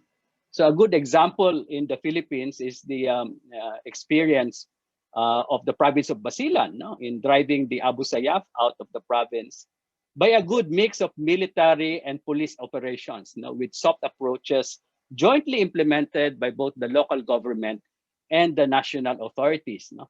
And Mayor Sayadi, my mayor, no? So I am a constituent of Mayor Sayadi, has mentioned, no, about this very close coordination between law enforcement and local government units. I think that's why their measures are effective, because they're able to mix this law enforcement, the soft approaches, and there is joint implementation by the national and local governments. So in the researches and surveys that we have done on VE, we found some good programs initiated by provincial and city governments. No? Among these are programs, for instance, in Davao City, where you have these deputy mayors for Muslim communities to address feelings of marginalization among the minority. So Muslims in predominantly Christian city are represented in local government. No? Davao City also runs what they call the Davao City Madrasa Comprehensive Development and Promotion Program that provides logistical and teachers training to madrasa schools in the city. So the provincial government of Lanao del Sur, where Marawi City is, has formulated, and we have them formulate their own regional action plan for PCVE. No? So that is over and above the national action plan. Now, the last remark is on cities have important role to play, especially in generating and transmitting knowledge on the VE phenomenon, considering that universities and research institutions are located in cities. No? So my institute has published researches, baseline studies on VE, youth vulnerability, madrasa schools, and now we will launch this month a study on this Muslim converts. No? They call that Balik Islam, no? in the Philippines, particularly in Luzon and in the Bangsamoro. No? So we're able to conduct these studies because we are located in Cotabato City, no? In an urban area and in a university with research capacities. So, and considering that internet is available only to around 20% of the population in the region, no? Majority of these are in cities, the Center for Knowledge and Generation and Sharing on PCBE are in the cities also. No? So I think it's important that these researches, okay, have informed National Action Plan, and we continue to brief national security agencies on these studies. So let me just end there, and thank you so much for your kind attention. Right. Thank you very much, Attorney Bakani. Last but not the least, I would like now to introduce Mr. Sugeng Bahagia. Mr. Sugeng Bahagia is Executive Director of INFIT, a policy advocacy NGO forum in Jakarta. He manages policy advocacy and research on the SDGs, the prevention of violent extremism, and human rights democracy. He's a steering committee member of Asia Democracy Network, ADN, and current Open Government Partnership Envoy.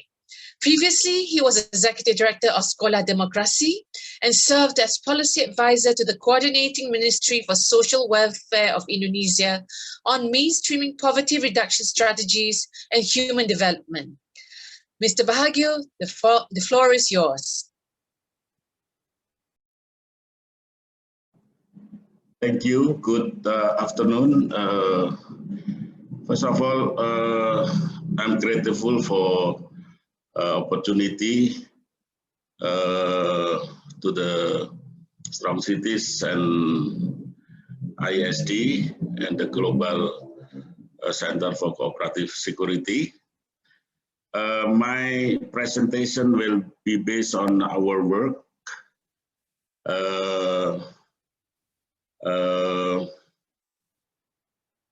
more than 6 years with local government, with cities in Indonesia.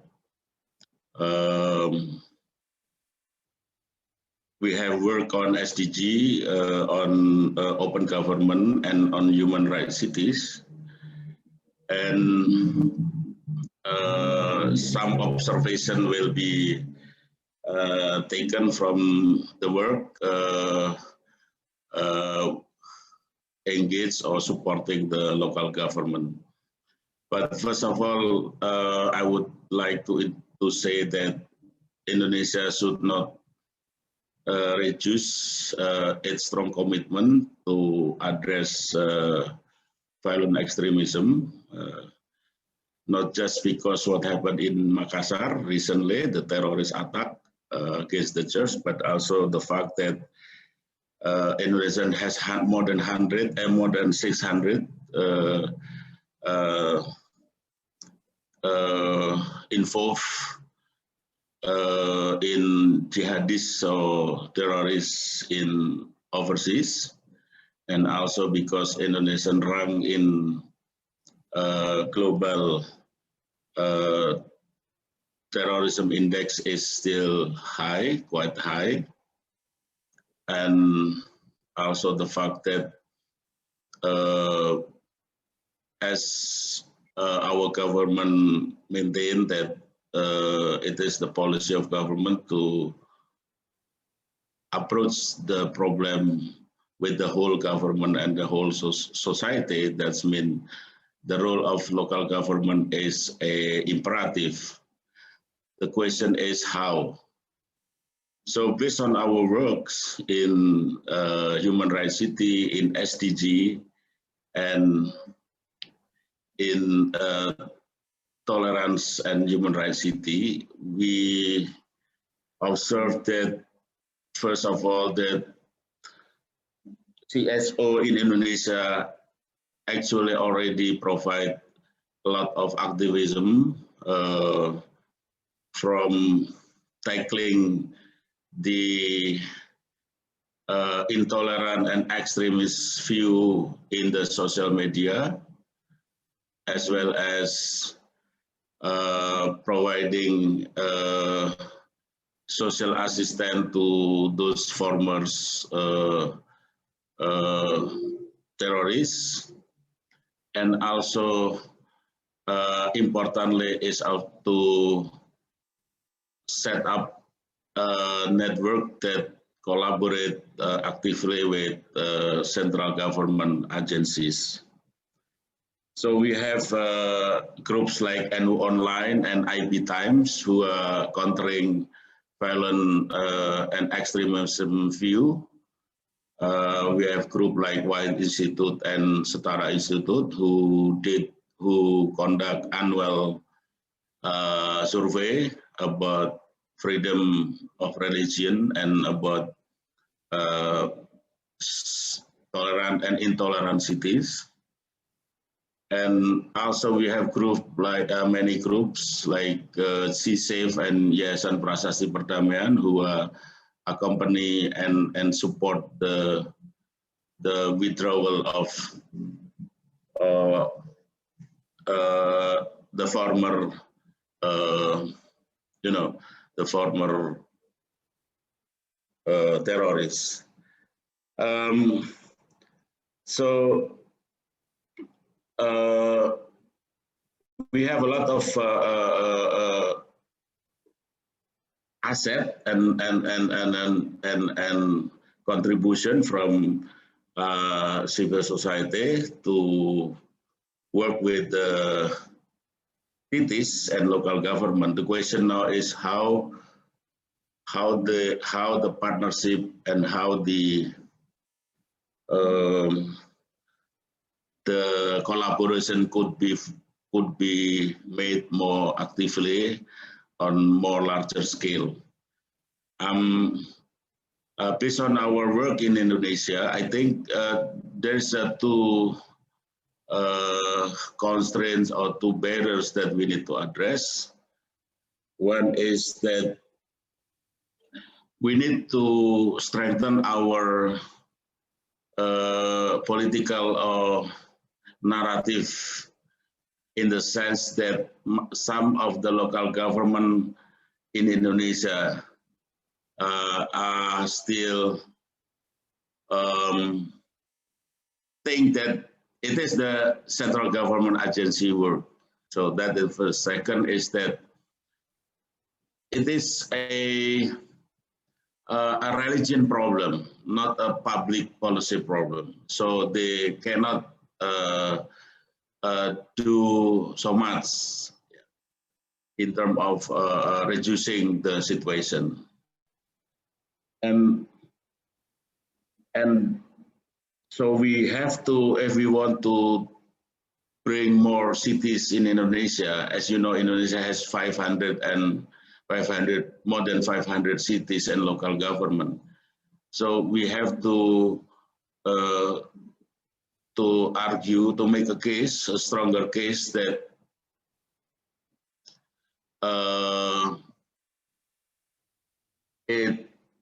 it is the local government task, because if something are damaged, the property are damaged, and the victims and the violent extreme is at loss for everybody. So it is a problem of public policy, and it's not a limited problem of some group which do not have impact to the nation and the society as a whole.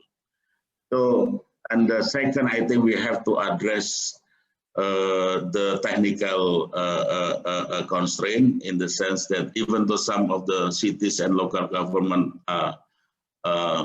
wanted to do more in terms of not just to take care of the former terrorists, but also to prevent the recruitment, the funding, as well as the other aspect of the radicalization. But they don't have enough sufficient capacity and sufficient technical capability, both by themselves as well as by also to reach out to the larger group like civil society. So what I'm based on our experience, it is imperative also for the central government agency to make enabling condition, to provide recognition that they are part of the agency that is part of the solution. So I'm proposing one or two ideas that that could be worked out. Of course, I agree that we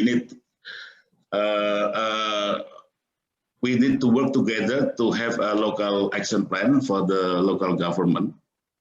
Second is we need to have a kind of technical guidance on how the local government in Indonesia, especially to prevent the violent extremism.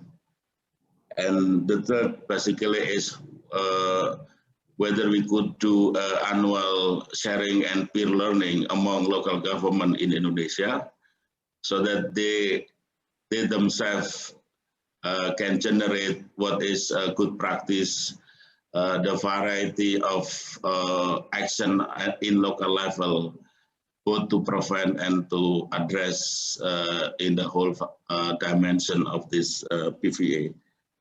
So that is, and based on our experience, that some local government did indeed have a good practice. For instance, there is a case that local government and CSO work together to prevent some radical group to put their bases in their area, for instance. So with that, one sources of radicalism is already prevented. The other is also to make a policies and program which are inclusive, which are according to SDG and according to human rights, no one left behind. Meaning that they don't put, they don't do discrimination. Basically, their services is equal to all citizens. That also make everybody being recognized as important. And the third is there's a cases where the minority are strongly protected from both the attack as well as the intimidation by the Islamist group. So there is a cases where good leaders, champion, inclusive leaders are already contributing to the tolerance, to the inclusive, to the human right based practice, and so that is and we could the task for us, I think, is to how to scale up that few good men, few good example into average practice across Indonesia, and we're talking about 500 more cities.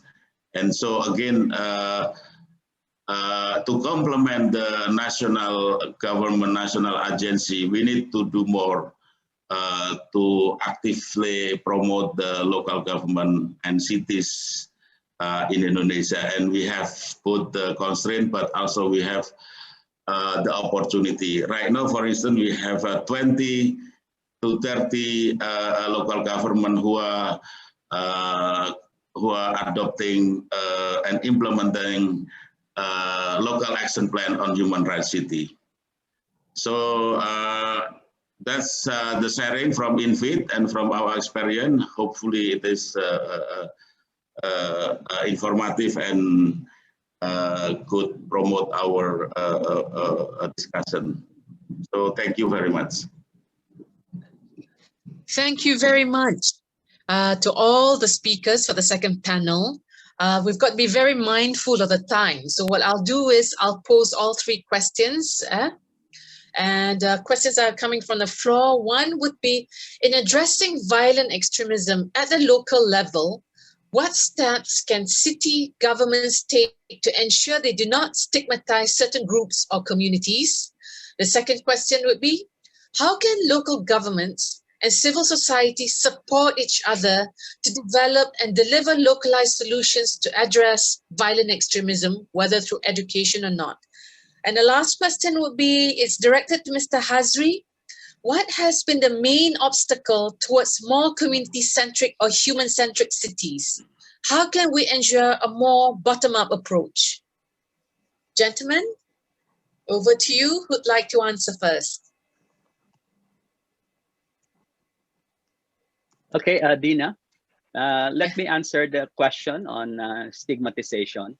Yeah, I think that's, I think the literature is full on the issue of doing no harm, right? So, which means that, you know, in addressing violent extremism, we should not stigmatize, you know? So because otherwise that will, especially communities also. So in fact, the feeling of marginalization will actually be more prominent if they are stigmatized. No? So that's why it's important that local government units are there, because they understand the communities. No? So this is important for the Philippines, because unlike Indonesia, where the national government has a very strong, you know, has moral authority over Islam, no? As religion. In the Philippines, that's different, because we have a predominantly Christian, you know, national government. That's why it is the local governments are actually the ones that are there, that are actually looking at protecting communities, explaining, okay, the context, especially, and actually, you know, educating national government, no, on these issues. So I think that's why it's important that there has to be greater coordination between local governments and national governments, especially in the measures to see to it that these communities are not stigmatized. No, otherwise that will just worsen the problem than resolving it. Thank you, Tony Bukani. Right. Mr. Hazri, would you like to answer the question that was directed to you?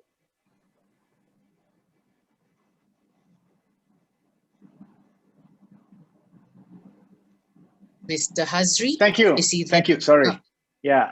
So yeah, as usual, I forgot to unmute myself.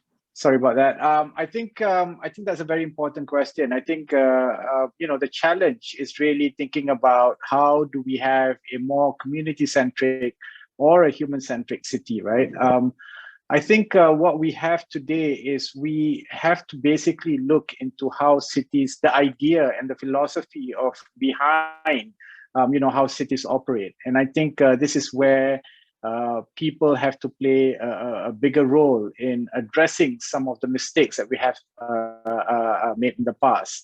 So I think the key sort of like issue is to really untangle this problem that we have in defining how cities work, and you know, and basically what it should basically provide. What is basic sort of like, you know, importance that cities should provide, you know, to the people?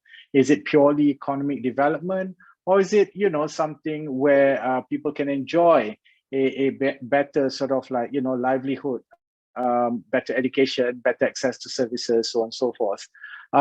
So if you, I mean, my answer to this really, the biggest obstacle is, you know, what we've created ourselves. The obstacle is essentially looking at cities as a place where economic activity in itself should flourish, and you know, we put less sort of like importance in the quality of life. Therefore, we can't have a human-centric cities if that's the case. And to address that really is to reverse the whole thing. But in order to do that, we need people to first be sensitive about this, to first understand that while we strive for economic development, it is very important for us to play a role to ensure that the cities are more, you know, sensitive towards human development, to ensure that we can basically have communities that are resilient, you know, moving forward. Thank you. Thank you, Mr. Hazri. Mr. Bahagyam, would you like to answer the last last question. Would you like to add on? Sorry, sorry, repeat again the question, please. The last question is basically about, hang on. Okay. About what do you think, right? How can local governments, cities, and civil society support each other to develop and deliver localized solutions to address violent extremism? Is it through education? What other activities? My suggestion based on our experience is that we need to work together to really develop some kind of priorities that local government think it is important. So based on the work together, we could agree on what is the best method, what is the best strategy to do so. So develop a plan of action is one way to do it together. But before that, the other way is to also to see their priorities in terms of what aspect of the city development is important, and then in that case we need also to argue that human rights city or tolerant city and countering violence extremism is part of the measure, as part of the step that they need to do. Otherwise, it's difficult for them to achieve their objective. Because the problem is, if you have what happened like in Makassar, then the reputation of the city, the reputation of the leaders, and so on will be sacrificed, will be compromised. So, so this is not something that could be add on. This should be something that prioritized into the top priorities into the. I think the whole thing is how we can make a case that this is part of the building city, inclusive city, better city, and so on and so forth, something like that. Thank you very much. I'll pass the floor back to Jason.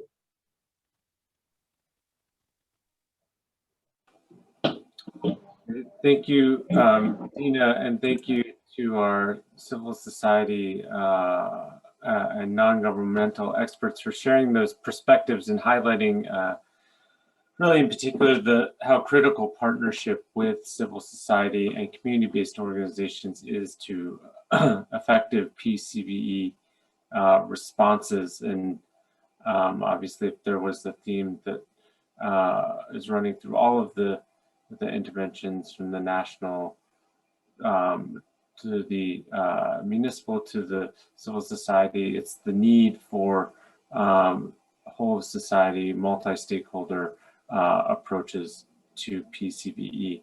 So for the final word, I am going to now turn it over to my colleague, David Dews with the Global Center on Cooperative Security to wrap things up briefly and provide an overview of the next steps in terms of SCN engagement in the region. David, over to you. Thank you very much, Jason, and thank you to all of our moderators and to all of our speakers today for providing some really important insights into the key role of cities in preventing and responding to violent extremism, polarization, and hate. We've heard from our speakers that city authorities represent an essential part of the national approach to addressing violent extremism, and why strong coordination and collaboration from the national to the local level and vice versa is so important in addressing this challenge effectively. Beyond that, we've also heard how local authorities are integral in building stronger and more inclusive communities, and how greater collaboration and partnership between local authorities and community groups can seek to strengthen community resilience to violent extremism.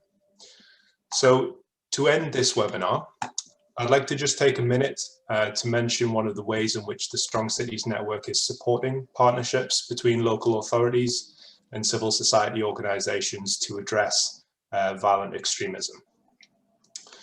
Following this webinar, we will be releasing a call for proposals for civil society organizations in Indonesia, Malaysia, and the Philippines to apply for a local innovation grant. So these are short-term small grants of around $17,000 over a period of 6 months. And the aim of these grants is to strengthen partnerships between communities and local government. To do that, these grants are specifically for projects which, or in which civil society organizations partner or collaborate with local authorities on the development or implementation of activities that strengthen community resilience and social cohesion against violent extremism. These grants will fund specific prevention initiatives driven by civil society actors, including local youth, including women's groups, religious and community leaders, and other types of organizations with a basis in civil society, or projects that collaborate with local authorities to strengthen the inclusion and contribution of those groups in building community resilience. So the call for proposals for the local innovation grants will be released in the coming days, so please do keep an eye out for that, and we will be in touch with you regarding those grants. But for now, I hope you've found this webinar both insightful and useful in presenting why cities have a key role to play in addressing violent extremism, and how the work of the Strong Cities Network also aims to support that role. So thank you once again to our speakers and to everyone who has joined this discussion. We wish you a great rest of your day wherever you are. Thank you very much for joining us.